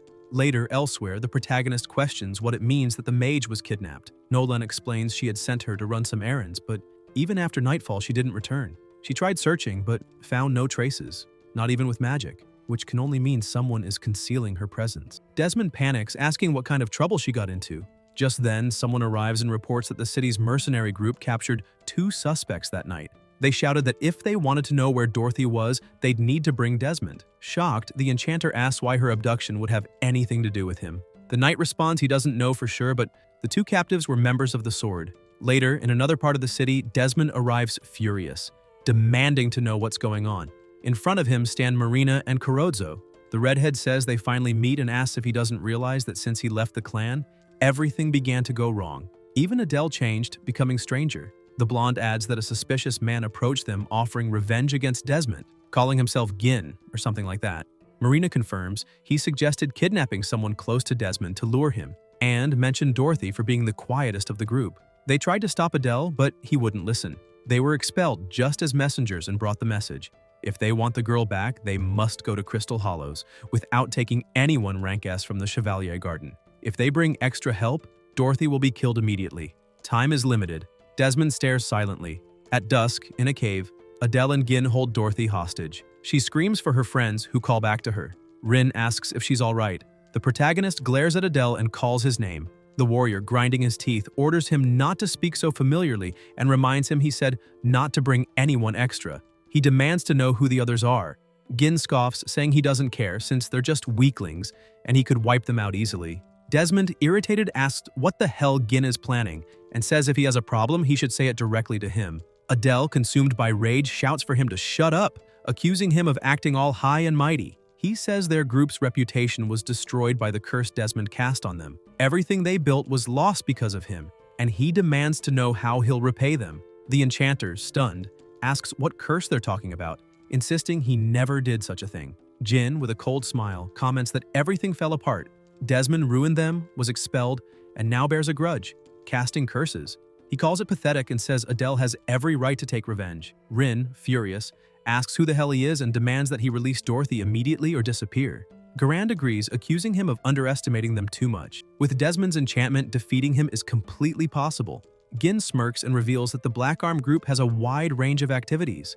They plunder and steal treasures, run research institutions, and conduct studies on humans, magic, monsters, and items, diving into every kind of experiment. Without hesitation, he thrusts a syringe into Adele's neck. Everyone below watches in shock. The warrior, confused, asks what he's doing. Gin laughs and explains that was why he dragged Adele there, to use him as a test subject. Adele's head and arms start grotesquely deforming, and Gin says he has better things to do than deal with them. With a cruel smile, he adds, he doesn't even need to fight personally, he'll just leave them to die. Dorothy screams in despair. Gin, still smiling, threatens he could just kill them if he wanted. Adele's body starts releasing plasma, his form distorting, and he screams in pain. Desmond watches in silence, until he hears the warrior begging for help. The enchanter calls Adele's name when a blinding light explodes, reflecting off his face. Opening his eyes, he is shocked to see before him the tail of a colossal, terrifying monster. Stunned, he asks if that's a monster. Rin, equally shocked, screams, trying to understand what's happening. Trembling, Desmond tells everyone to run. A deafening crash follows, rocks collapse and form a pile of rubble. The protagonist barely escapes, but looking to the side sees Rin and Garan trapped beneath the stones, asking frantically if they're all right. The monster keeps roaring, and Desmond tries to grasp what he saw. He thinks that in the place where Adele stood, that creature appeared, and wonders if it was human, or an experiment. He activates his appraisal eye and the system confirms. The monster's name is Adele, race human Hydra. Desmond can hardly believe it. A human transformed into a monster. He considers it diabolical, and worse, the creature's stats are terrifying, strength at rank A+. Even with enchantment magic, there's no chance to win. Dorothy coughs and he asks if she's all right. The mage replies yes, that the impact cut the ropes and she managed to break free. She's almost struck by the monster, but Desmond protects her, dodging the blow that shatters the stone above. He realizes if he had been hit, he would have been ripped apart. Rin screams, asking if he's okay and what they should do. The exit is blocked. There's no way out. They must defeat the monster. The swordswoman offers to act as a decoy since Desmond can enhance himself, but he refuses. Even with reinforcements, his stats aren't enough. They can't beat the Hydra. They can't beat Adele. The swordswoman insists, asking what they'll do then. The enchanter lowers his head and answers there's only one way. Everyone stares at him. He explains, layered enchantment technique. Rin asks what that is. Dorothy, alarmed, interrupts, saying it's forbidden. Desmond confirms a taboo, the most forbidden of all, but the only option left. The swordswoman asks if it means casting the same spell multiple times.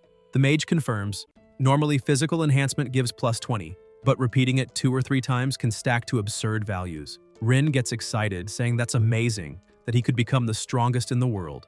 But Desmond clarifies, he won't cast it on anyone else, only on himself. Rin asks why. Dorothy explains the reason. The side effects. Horrified, the swordswoman hears that the target of such a spell could have their body destroyed by the strain, left bedridden or even dead. That's why it's forbidden. She begs him to stop. Desmond gestures with his hand for silence. He says Adele was his former companion, a fool with whom things ended badly, but he understands that for Adele it must have felt the same. He admits that Adele being like this could be his fault. It's something he must face. Dorothy calls out to him, but he steps toward the monster and stands before it. He asks if Adele remembers when he said he was being exiled. He says he thought Adele was terrible, that he never wanted to hear his side and treated him like trash. But since leaving the group and forming a new one, he finally understood what it means to have true comrades. Today he knows he should have talked more, instead of just resenting. If necessary, he should have punched him to get his point across. He admits he abandoned his old companions as much as they abandoned him. But now he understands he must protect what he couldn't before, and he will do so now. The monster, enraged, unleashes a wave of power against him. Desmond activates his magic. A massive explosion echoes, smoke spreads, and the system records the enchantment. Strength, vitality, agility, and resistance increased in successive layers. System notifications keep popping up, activating double-layer duplication and boosting strength, vitality, agility, and endurance, until reaching triple-layer mode. The numbers climb to staggering heights, and the protagonist feels his body overflowing with power, wrapped in a terrifying energy. He shouts for them to press the attack. The creature opens its massive jaws, unleashing a deafening roar, staring at him with pure killing intent. Desmond, plasma sparking in his eyes, stares back without hesitation. The beast charges to swallow him whole while the companions watch in distress. The enchantment mage raises his hand, forcing the Hydra's jaw from closing, using all his strength to hold it back. At the same time, the protagonist strikes, breaking one of the beast's fangs and forcing it to retreat. Desmond then leaps onto the enemy, cloaked in energy, clenches his fist, and delivers a devastating blow that makes the Hydra spit out plasma. Rin, shocked, asks if he really just punched the creature. The beast unleashes its power, but the enchantment mage manages to block. Soon after, the Hydra tries to slash him with razor-sharp claws, but the protagonist intercepts and counterattacks, pressing his hand against the monster's body and releasing his energy. The creature lets out a thunderous scream as the group looks on in shock, while Desmond keeps pressing forward until he hurls the beast's colossal body away. The enchantment mage gasps, and Garand, incredulous, asks if he really threw that massive bulk. Rin remarks that the Hydra can't handle such pressure. The assault is overwhelming. The monster raises its head and lets out a piercing sound as its body begins to writhe. The swordswoman warns it's getting dangerous, and the mage identifies it. A tail, the Hydra's most powerful ability. The creature swings its tail, causing massive destruction and a devastating shockwave all around. The beast glares in fury, but The protagonist, unscathed, advances, clenches his fist, and smashes the Hydra's eye with all his might. A scream of agony echoes as the monstrous body collapses to the ground, lifeless. Everyone stares in disbelief, including Desmond. Rin asks if it was really him who did it. Suddenly, a blinding light explodes, reflecting on their faces, followed by a boom. The creature's hands begin to melt until slowly revealing Adele's human body. The swordswoman asks if he's back to normal. The enchantment mage approaches and calls his name while Rin celebrates, saying they won. It was amazing. A complete victory. The protagonist laughs, but his gaze turns strange, his hands and feet tingling from the activated layers. His companions show concern, and then Desmond lets out a scream of pain. The system notifies inflammation, facial pain, ligament rupture, crushed fractures, abdominal hemorrhage, and spinal cord injury. A light engulfs the enchantment mage, who remains paralyzed, staring into emptiness until collapsing to the ground. His friends rush to him, begging him to hold on and asking if he'll be all right. The protagonist lies still, powerless, racked with excruciating pain, his body slowly falling apart. Meanwhile, Adele's body begins to move. Everyone turns immediately. Adele yells for them not to touch him, accuses them of doing it on purpose, betraying and trying to kill their own companion, asking if it felt good to beat him senseless. Garand calls him the worst adventurer. Adele, mocking, tells them to finish him off already and insults, calling him a useless human. At that moment, a firm voice rises, saying enough. Adele freezes, and everyone looks in shock. It's Dorothy. She confronts him, asking how he can say such cruel things and how he doesn't realize what his partner feels. She explains Desmond could have used enchantment but chose not to. Adele looks confused and asks what she means. The mage clarifies that the enchantment layer is a forbidden spell that would inevitably destroy the caster's body, and that he could have hidden, casting spells until he defeated him without exposing himself, but instead chose to fight head-on, sacrificing himself. To her, it was a conscious decision to help as a comrade. She emphasizes that someone like Desmond would never hold a grudge or curse an ally. Instead, he was betrayed and cast aside despite being a valuable companion. Adele stays silent, and Dorothy concludes by asking him not to make his partner suffer anymore. While the protagonist remains on the ground, unable to rise, only listening to the voices around, someone approaches. It's Gin, mocking that it's all meaningless, asking if this is just a melodramatic act to draw tears. He states that if the effects of the medicine can fade so easily, then they're incomplete. Rin's eyes widen, while Gin sneers and decides to wipe them out, declaring that weaklings like them aren't even worth the effort. A devastating attack is launched, hurling everyone to the ground. Desmond screams for his companions, but Gin advances, declaring his end, describing him as crawling, about to lose his life and be torn apart. Suddenly, a light rises with a crash. The enchantment mage shuts his eyes but senses a hand reaching out.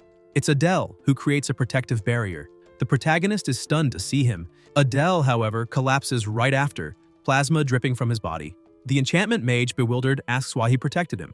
Adele replies to close it above and explains that if they are comrades, he will save his companion, even at the cost of his own body, and expects the same in return. Desmond is moved, tears welling in his eyes, but Gin reappears and strikes Adele again, wounding him further and ordering him to stay out of the way. Gin then mocks, waving at the enchantment mage and saying he can't hear anything but the last words of a defeated man. The protagonist grits his teeth until another burst of light explodes and a firm voice echoes, declaring that he's not finished yet. A powerful attack slams into Gin, who barely understands what happened, until he notices two figures appearing, Nolan and Cynthia, who announce that from here on out, they can leave the rest to them. Jin stares and realizes they're rank S adventurers, extremely dangerous, with spells capable of erasing 5 hydras at once.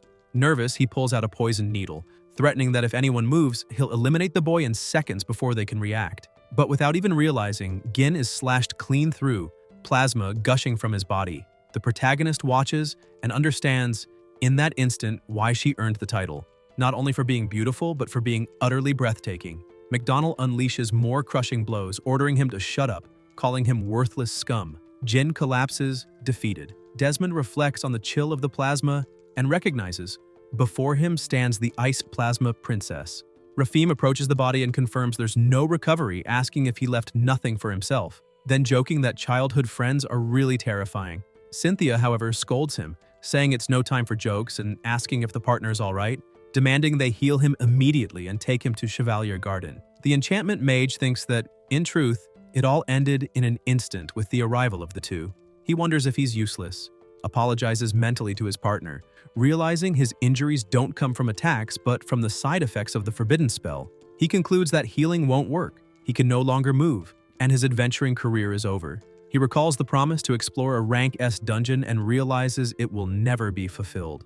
Thus, the storm of vengeance that swept them ends. In the infirmary, the protagonist is already in good condition, to the point of being fed by hand. Desmond complains, saying he can eat on his own, but Cynthia and Rin insist he shouldn't strain himself. Garand comments that the scene feels like déjà vu.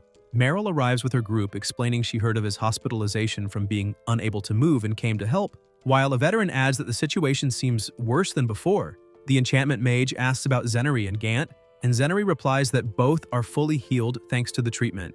Gant admits surprise upon learning of the hospitalization, and comments he heard about the side effects of the forbidden technique, which left him unable to move and made treatment impossible. But he quickly adds that those effects were absorbed thanks to the commander's self-sacrifice. The protagonist corrects, saying they weren't erased but rather assumed by the commander, who sacrificed himself to save him, asking forgiveness for it. Brant steps in, saying it should be expressed as an act of love and not just duty, stressing that he must give his all for his subordinates, for that is a commander's responsibility. He adds that since he won't continue as an adventurer, it doesn't matter if he can't move. His secretary sighs, but Desmond objects, saying that's not true, as even daily life would become difficult. He recalls that he used the forbidden layering technique but was pardoned thanks to Chevalier Garden's intervention. The commander, reflecting on all the problems caused, states it's all right. He explains the superiors decided that someone as capable as the enchantment mage must stay active, far more than himself, who already considers himself nearly retired. He says that putting his body at risk for a talented and promising young man is the greatest honor a veteran like him could wish for. He adds that his condition is not necessarily incurable. There are items and hidden treasures within the dungeons they explore, and it would not be strange to find something capable of healing every physical burden. If he feels responsible, then he must work hard to discover that item. That, after all, is the true spirit of a team. The protagonist meets his gaze and responds firmly, promising he will see it through. Everyone around them is excited. Brant smiles and declares that he will assign an important mission immediately, as he already knows what to do. Elsewhere, everyone gathers, curious about the announcement. Many ask what the news is, commenting that they heard about the commander's hospitalization. The secretary appears and asks for silence, saying there is an official statement. While the 5th Brigade's commander is in recovery, Desmond will serve as acting commander. The news shocks everyone, who begin to murmur. Desmond, the enchantment mage, admits that he is still a novice and has many shortcomings, acknowledges that some may have complained about his appointment, but assures them he is prepared to risk his life and give his all for everyone. A firm voice interrupts, declaring that no one is complaining. Companions who explored alongside him affirm that they know how incredible he is, even threatening to knock out anyone who dares to question him. The protagonist is moved by their words and declares that he looks forward to working with them all. Later, in another setting, his friends celebrate. Cynthia and Nolan watch from afar, hiding, wishing they could join in. Meryl appears, blowing a kiss, while Desmond notices Adele and his team through the window. Adele waves, the enchantment mage waves back and watches him walk away. In another window, the captain rests in his bed, smiling at the scene. In front of a cave, the protagonist orders them to enter. Before casting a preparatory spell, Rin dashes ahead without waiting. As usual, Desmond grumbles that it's not time yet. A little earlier, at the place where Gin lay wounded, someone approaches. A healer remarks how resilient he is, extends her hand and releases healing magic. Gin coughs, awakens, and shouts that he won't forgive her for making a fool of him. The healer asks if he found someone useful. Clenching his fists, Gin reveals that he did. Someone who uses incredible enchantments. The woman stares at him and unleashes a strange power. Gin tries to stop her, calling her Kate, begging her to stop the recovery magic because his body can't handle it. But he can't finish the sentence. His body explodes, leaving only plasma. Kate smiles and says that Desmond truly seems interesting. In Chevalier Garden, the enchantment mage is buried in papers, complaining that the work never ends. Desmond signs, already exhausted, when the secretary appears with even more documents. He asks if they're for tomorrow, but she replies that everything must be submitted today. The mage screams and the secretary consoles him, saying that despite his lack of experience, he's doing very well. As he continues signing, Desmond looks at the bracelet on his arm and thinks that, thanks to Cynthia's intervention with the Mage Association, the crime of accumulating enhancement magic was pardoned. However, he is forced to wear the conversion bracelet, which alters the effects whenever he casts enhancement magic on a target.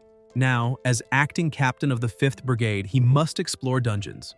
compile reports and submit them to council meetings, as well as evaluate members in practical training and promote promising warriors to the 4th Brigade. He reflects that every day he is chased by administrative tasks he had never done before and wonders when the next combat training will be, as he longs to move his body. The Vice replies that it will be in 4 days. The protagonist thinks that after the battle against Adele, his duties have multiplied. He even participates in guild training to strengthen himself, and though still weak in intelligence, he can already fight using enhancement magic on himself. At that moment, Rin approaches and asks if he is all right. Dorothy warns that this is the captain's office and they cannot simply enter without permission, but Garand asks her not to be so tense. Desmond is happy to see them, but the swordswoman pokes him, telling him to stop and hurry to a dungeon. The Vice is annoyed, complaining that they shouldn't just do as they please. Rin shows a sheet with records and points out that the month's dungeon conquest count is insufficient, asking if even she could run into trouble. The Vice only glares back sternly. Elsewhere, the protagonist raises his staff and casts enhancement magic to strengthen his companions. Garand blocks a goblin's attack. The mage conjures spells, Rin charges into battle, and they all handle the enemies successfully. Desmond thinks that, meanwhile, group number 55 is also fulfilling their dungeon conquest quota. Everyone's assignments gradually increase, and they are already able to fight properly in several areas. Leaving the dungeon, Rin celebrates the fact that they are unharmed, and the enchantment mage remarks that the day was calm. At that moment, Cynthia appears and says he seems to be working hard as captain. Desmond is thrilled to see her, while McDonald states that his name has been spreading quite a bit. The protagonist tries to brush it off, saying it's nothing, but Cynthia insists he shouldn't be modest and should have confidence. Rin agrees, saying it's obvious. After all, he belongs to her. Soon, knights approach on horseback. McDonald bows respectfully. The swordswoman, confused, asks who that old man is.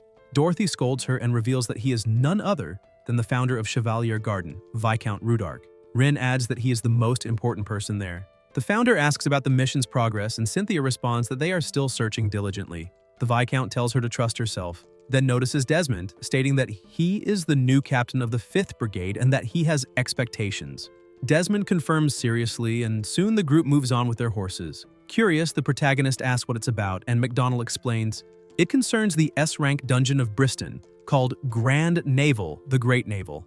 In the labyrinth city of Bristol, known for hosting the world's only S-class dungeon, various guilds compete for conquests. Rumors say unimaginable treasures lie within its depths, and whoever conquers it first will have their name eternalized in history. To this day, no one has managed to open the colossal door guarding the entrance. Desmond questions if it's truly right for him to attend the meeting, but the Vice assures him that it is, reminding him he is the captain of the 5th Brigade, even if only temporarily. The great door opens and the captains are already seated, waiting.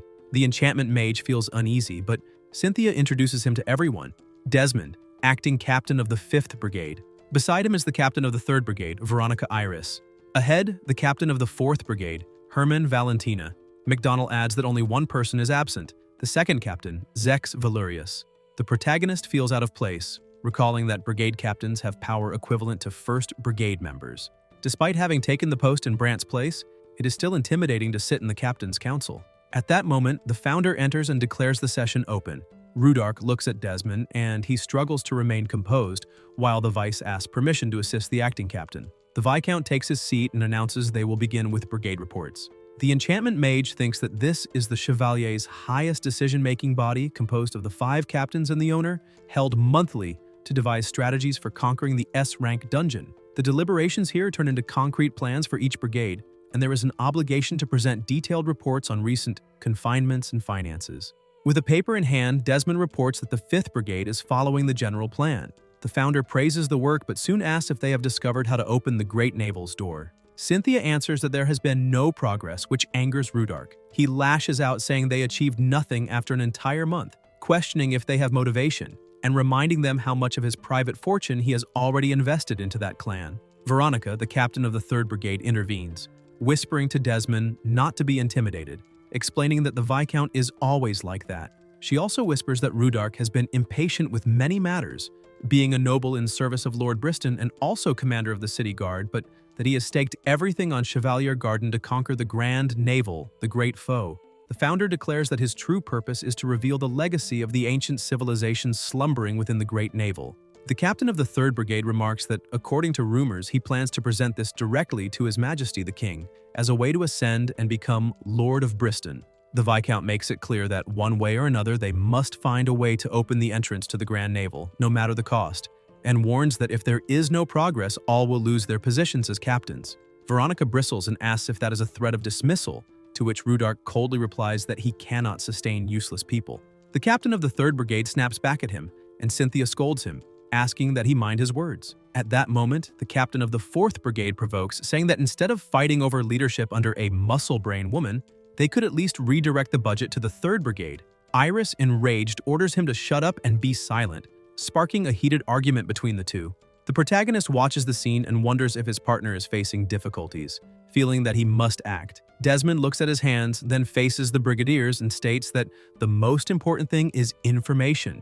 If there were a method of infiltration in Bristol, it would have surfaced by now. That means the answer may lie outside their territory. He proposes forming alliances with external adventurer clans and sharing information. Cynthia agrees at once, saying she maintains good relations with various clans and that this should be done without delay. The founder, however, questions the risk of other clans getting ahead and warns that if the solution truly lies outside Bristol, they must deploy personnel to search directly. The captain of the 3rd Brigade retorts that such a decision is reckless. The enchantment mage watches silently and concludes that the meeting has reached a deadlock. Great clans bring great problems. Annoyed, the Viscount slams his hand on the table and demands to know where Zex is. McDonnell answers that the 2nd captain is working on a parallel matter with Larafim. Meanwhile, elsewhere, Zex walks alongside Master Rafim. He comments that the Black Bracer hideout should be nearby, and Nolan warns him not to let his guard down. They advance into a silent village, and Rafim frowns, asking if they are truly in the right place.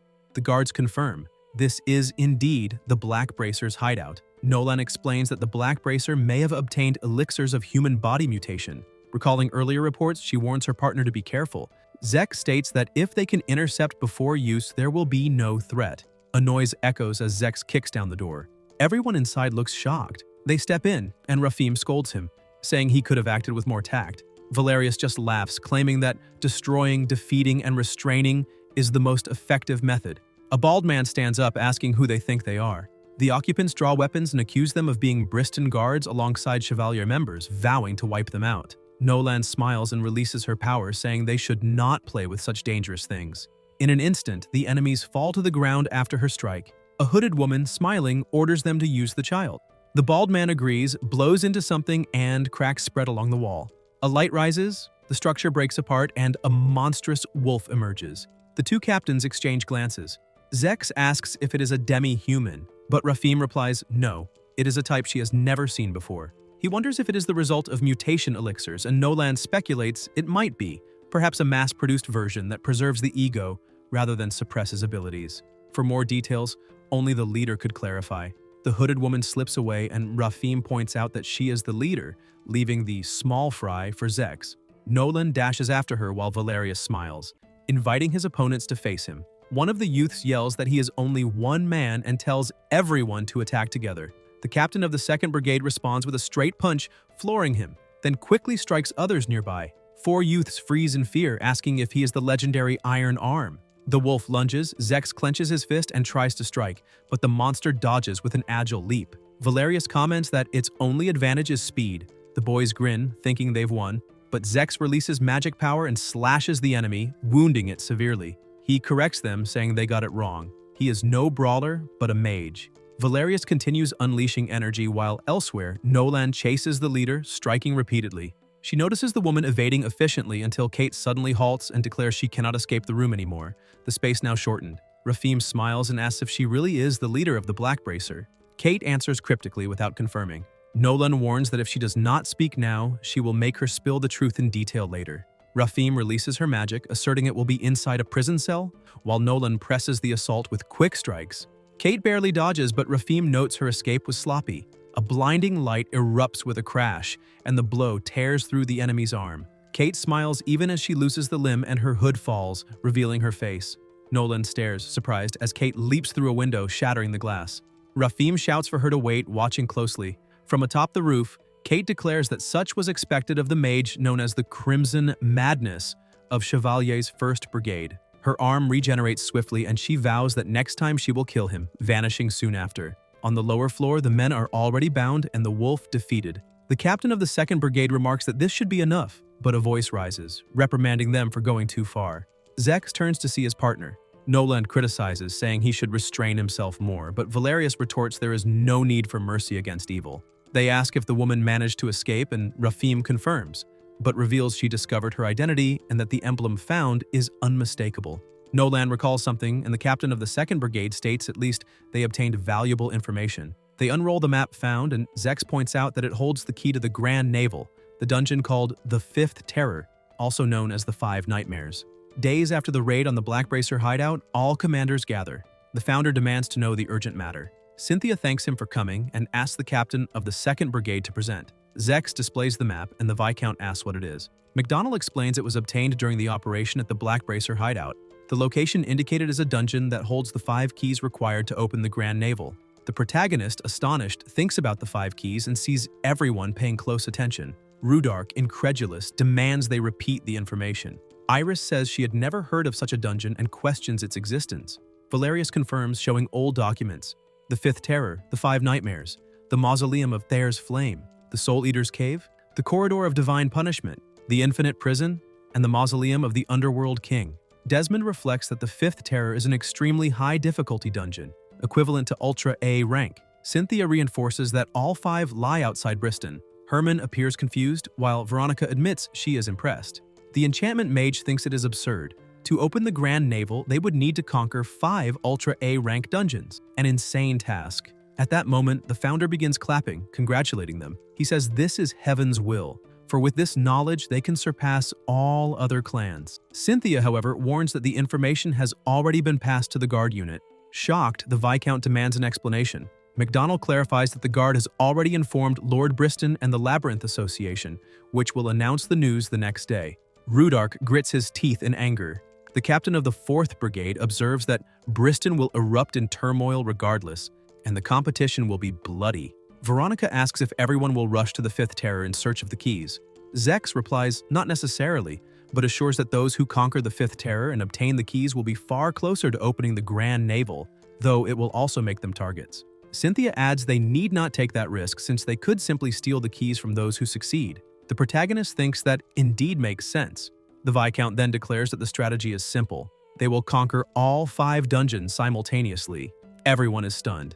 He insists they must seize all the keys at once and then immediately open the Grand Navel. MacDonald protests, reminding him that attempting 5 ultra-ranked dungeons at once is reckless, especially since most of the 1st Brigade is on the expedition. But Rudark counters that if they delay, other clans will get ahead. He asserts that as leader, his orders are absolute. Iris mutters that they are once again under tyranny. The founder, however, turns to the novice. He declares that Desmond possesses enhancement magic of incredible power, and that shortly after joining Chevalier, he already gathered rank D adventurers and conquered a rank B dungeon. He asks whether, with him present, it would not be simple to conquer even a rank A dungeon. The protagonist thinks to himself that this is completely irrational. The Viscount, impatient, orders them to conquer those dungeons at once, calling the captains incompetent. Herman protests that it is dangerous to place so much trust in a child and offers the 4th Brigade to take on the mission. Veronica pushes back, outraged, saying the 3rd Brigade has already conquered dungeons of that level in a short time and can do the same again. Rudark orders everyone to be silent and turns once more to Desmond, asking if he isn't the key to all this. The tension rises. The captains trading irritated looks. Cynthia, resolute, steps forward and declares that she herself will take on the simultaneous conquest of the 5th Terror, the 5 Nightmares. All eyes turn to her, and MacDonald adds that she will be the one to draw up the strategy. The Viscount studies her, sighs, and agrees, saying very well, but the captains will still need to find a way to carry out the order without wasting time. A heavy silence falls. Desmond, uneasy, thinks that conquering 5 Ultra A dungeons at the same time would be reckless even for Chevalier, and wonders if he too will be forced to go. Outside the chamber, he notices Cynthia wearing the same rigid expression as before, recalling the moment Rudark yelled at them all. It is then that Rafim appears, apologizing for the interruption and saying she must discuss something urgent about the 5th Terror. She reveals that during the raid on the Blackbracer hideout, several illegal potions were confiscated, creations that are strictly forbidden. Startled, Cynthia and Desmond exchange glances. MacDonald presses for details, and Nolan explains they are the same body mutation elixirs Gin once used on Adele. Unlike the Hydra, the creature they fought in the hideout was more stable, though with milder effects, which suggests the enemy may have discovered a method of mass production. Cynthia can barely believe it, while the protagonist lowers his head, reflecting on the danger if such substances spread. McDonald notes that the Black Bracer is a criminal organization, but they never had the technology or expertise to produce forbidden drugs. He asks if someone is collaborating with them. Rafim confirms, revealing she saw a familiar woman's face in the hideout. Cynthia demands to know who, and Nolan answers. Not just anyone comparable to the Black Bracer, but a member of the Five Fingers. Desmond, confused, asks who they are. Rafim explains, the Five Fingers are a legendary clan of adventurers. 5 Rank S elites, renowned for their skill but infamous as criminals, who would do anything to achieve their aims. The woman she saw was most likely Kate Sora, a hedonistic healer and brilliant alchemist. For her, producing forbidden drugs would be child's play. However, the group vanished from the public eye years ago after losing their leader. Desmond asks if this means they are moving again. Heads bow in silence, and Cynthia quietly asks whether they should attempt to speak with him. Nolan says the choice will be hers. Later, in a candlelit corridor, Cynthia, McDonald, and Desmond descend a stairwell. He asks what lies in Chevalier's basement. McDonald replies that even as acting captain, he deserves to know the truth. They open a door and the enchantment mage is stunned, as powerful energy flows across the chamber through a magic circle. He asks if it is a barrier. Rafim explains it is a prison built with overwhelmingly powerful magic. Cynthia approaches, inserts a key into a cylinder, and within the barrier is revealed a man sitting in silence. Desmond asks who he is, and McDonald answers, Donovan Osric, the former captain of Chevalier's 1st Brigade and the leader of the Five Fingers. In his hand gleams an unmistakable symbol. The protagonist reels, wondering how the leader of the Five Fingers could be an ex-brigade captain and why he is imprisoned here. Cynthia explains that his power was too immense to confine in the central prison, so he was sealed in this indestructible barrier created by 5 comrades.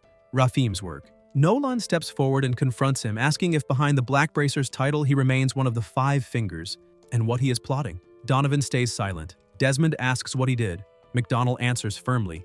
Donovan assaulted and murdered his own clan members, leaked information, manufactured forbidden drugs, trafficked people, and conspired to overthrow the state. The enchantment mage widens his eyes at the list. Donovan turns his gaze aside and in a calm voice asks if he is the rumored enhancement mage. Surprised, Desmond asks how he knows. The prisoner only smiles and replies that he has heard he casts very interesting spells. The protagonist asks Donovan if he knows about multiplicative enhancement.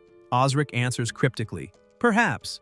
Before Desmond can press further, Cynthia calls sharply, warning him not to try and hold a proper conversation with that man. Rafim steps up to the prison and asks if he knows about the 5th terror, the 5 nightmares, and if he too has his eyes on the S-rank dungeon. Donovan replies it would be better not to touch that subject. According to him, that dungeon has its own circumstances. The 5th terror is a trial, and conquering it will be a crossroads of destiny for everyone.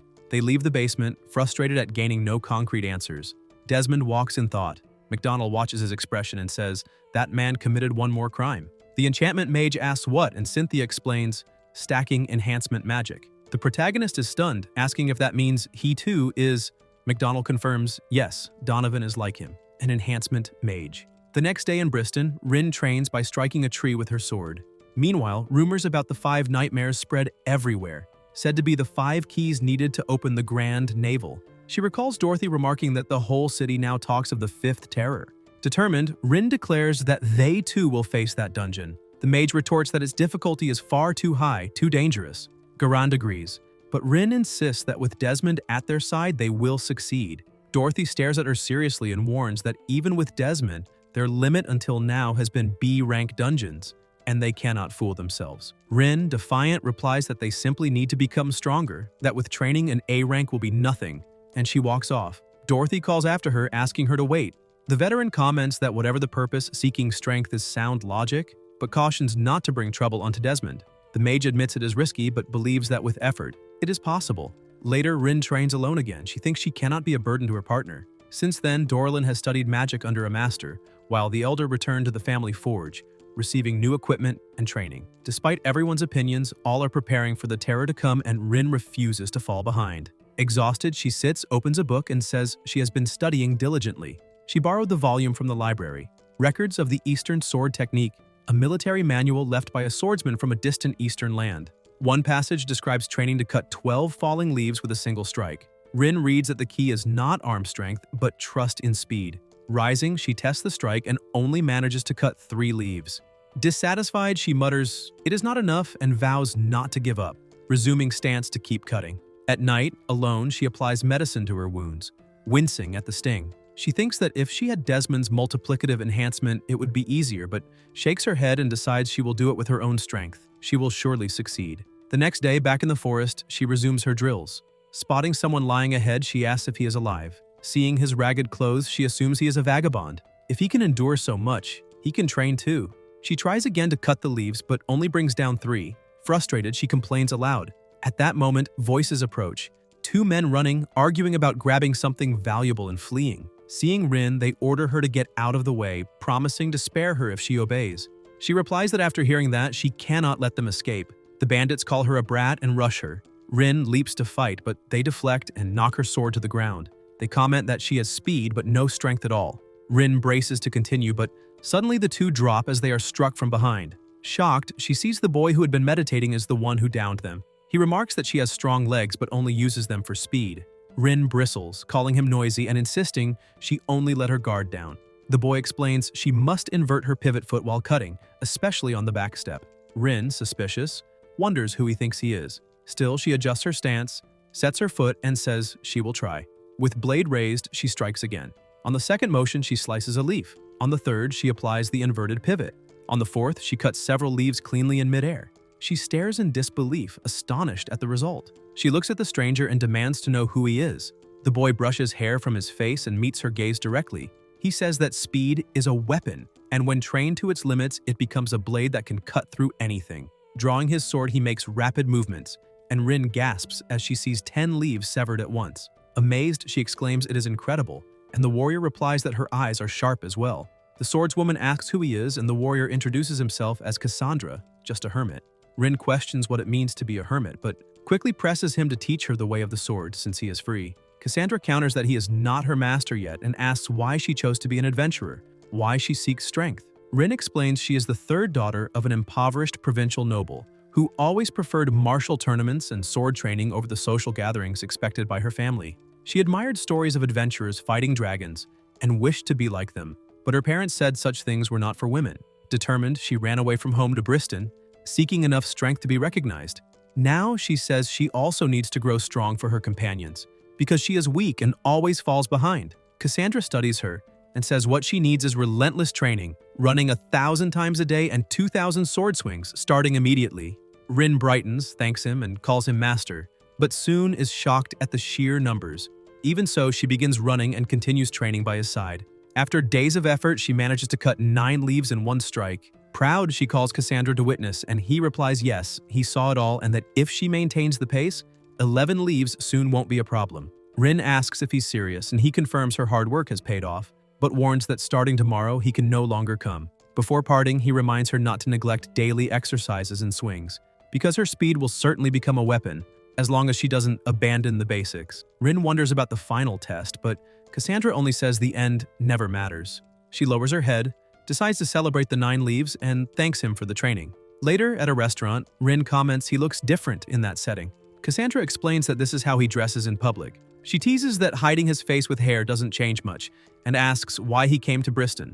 Cassandra reveals he once had a dojo in the East, but closed it years ago for certain reasons, and came to the city at the request of a benefactor. He then declares that the weak have no value, that the law of the world is clear, only the strong survive. Rin becomes excited, promises she will grow strong, and thanks him. They eat and drink together, then part ways at the exit. Rin asks him to teach her again someday. Cassandra smiles and walks off in the opposite direction. Entering another place, Cassandra meets Kate Sora, who scolds him for being late and asks how many days have passed. He answers that he was merely reminiscing about the past. The symbol marked on his nape becomes visible. Kate remarks that whatever the case, she will put him to work as well. Cassandra stares at her in silence. Meanwhile, Desmond walks, thinking of how to tell everyone that the conquest of the 5th terror has been decided. The commanders, together with Rafim, will form 5 groups, each leading the invasion of one dungeon, all simultaneously. He recalls Cynthia's words, saying he should join Zex's group. The captain of the 2nd Brigade seems doubtful, not understanding why, and Desmond reflects whether a rank D like him really belongs among high-level adventurers. The Viscount had insisted there was no choice. Desmond wonders if Rank D adventurers are even allowed entry, and Cynthia explains yes, because the 5 nightmares lie in the outskirts of Bristol, and the Guild Association hasn't taken control yet. For now, anyone can enter freely. Desmond reflects on this, while the captain of the 2nd Brigade declares his group doesn't need an enhancement mage, much less a young, low-ranked adventurer. The enchantment mage falls silent, unsure how to reply. Then Cynthia steps in, addressing the commander formally and asserting that even if her partner lacks experience, she herself can protect him and vouches that his skills are genuine. Valerius lowers his head, McDonald calls his name, and Zex says he understands, closing the tension. Cynthia thanks him, but the enchantment mage feels the heavy atmosphere, noting how reluctant the captain of the 2nd Brigade seems. The protagonist lowers his head too, reminding himself he has his own companions. Valerius comments that taking care of Desmond alone will already be troublesome enough, and he cannot shoulder more responsibilities, making Desmond think he understood his position. In the present, at a tavern, the enchantment mage feels a weight in his chest, but smiles when Rin calls him. He walks to them and announces he will take part in the conquest of the 5th terror, the 5 nightmares. The swordswoman answers cheerfully that they were waiting for that. The veteran adds that they will all conquer together, but the mage bows her head when Desmond explains that this time only a limited group will join, including the brigade captains, and asks them all to wait. Rin protests, slamming the table asking why they cannot go, since they are companions of the same group, and insists that if he goes, they will too. The enchantment mage replies the situation is different, that fate leads them to an ultra-rank dungeon and he cannot risk their lives. The swordswoman, hurt, asks if they are just dead weight. He has no answer, and the mage scolds her for saying that. Garand calmly admits he understands Desmond's words, since they cannot deny their lack of strength. Rin insists they can help if they keep training, but Desmond shouts that just this once, he does not trust himself to protect everyone, and he does not want anyone to die. Silence hangs until Dorothy reminds him of what he said before, that he should not bear everything alone and can count on them. She adds that his decision comes from worry because he is a kind person, and asks that he return alive. The enchantment mage reflects on how he is always helped by everyone and apologizes. That night, in his room, Desmond packs his things, reflecting that tomorrow has finally come. He thinks of not causing problems for Zex until he notices a potion inside his bag, with a strange scent reminiscent of women's clothes, and wonders what it is. He recalls Rin's words about being dead weight and thinks how much he'd like to have them by his side, but sees no solution. A noise interrupts him, the door opens, and Cynthia enters. He asks if something happened, and she asks if he has finished preparations for tomorrow. Desmond confirms, and she says she is prepared too. The protagonist wonders if she came only for that. They face each other in silence until Cynthia explains Rafim asked her to check his condition. He understands. Hesitant, she asks if he would like to walk as a warm-up exercise.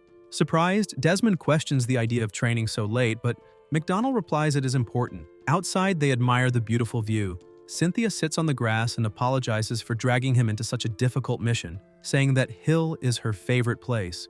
When he goes to answer, she interrupts, confessing that since they reunited by chance, she believes it was fate. She tells him she left her hometown first, dreaming of exploring dungeons at his side, but never imagined they would truly meet again. Desmond watches her and remembers that at that time he was glad she recalled their childhood promise, that one day they would conquer an S-rank dungeon together. He thought he was the only one who remembered. Cynthia smiles brightly, happy to see he had not forgotten.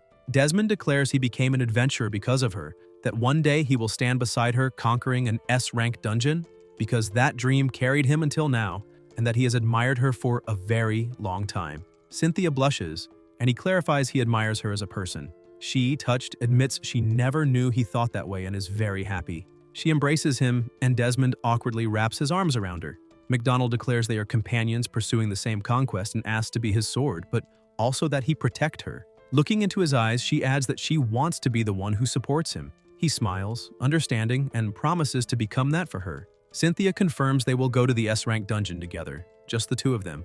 Desmond recalls Rin's words, that she wanted to go too if possible, and Cynthia comments that is just like him. Before they leave, she states that whatever happens, they will complete tomorrow's mission toward the Grand Navel, asking him not to lose his life. He promises the same. Under the moonlight, the two remain side by side, fingers touching, sharing a quiet silence. Guys, if you enjoyed the video, leave a like, comment, and subscribe to the channel so you don't miss new content. Thank you.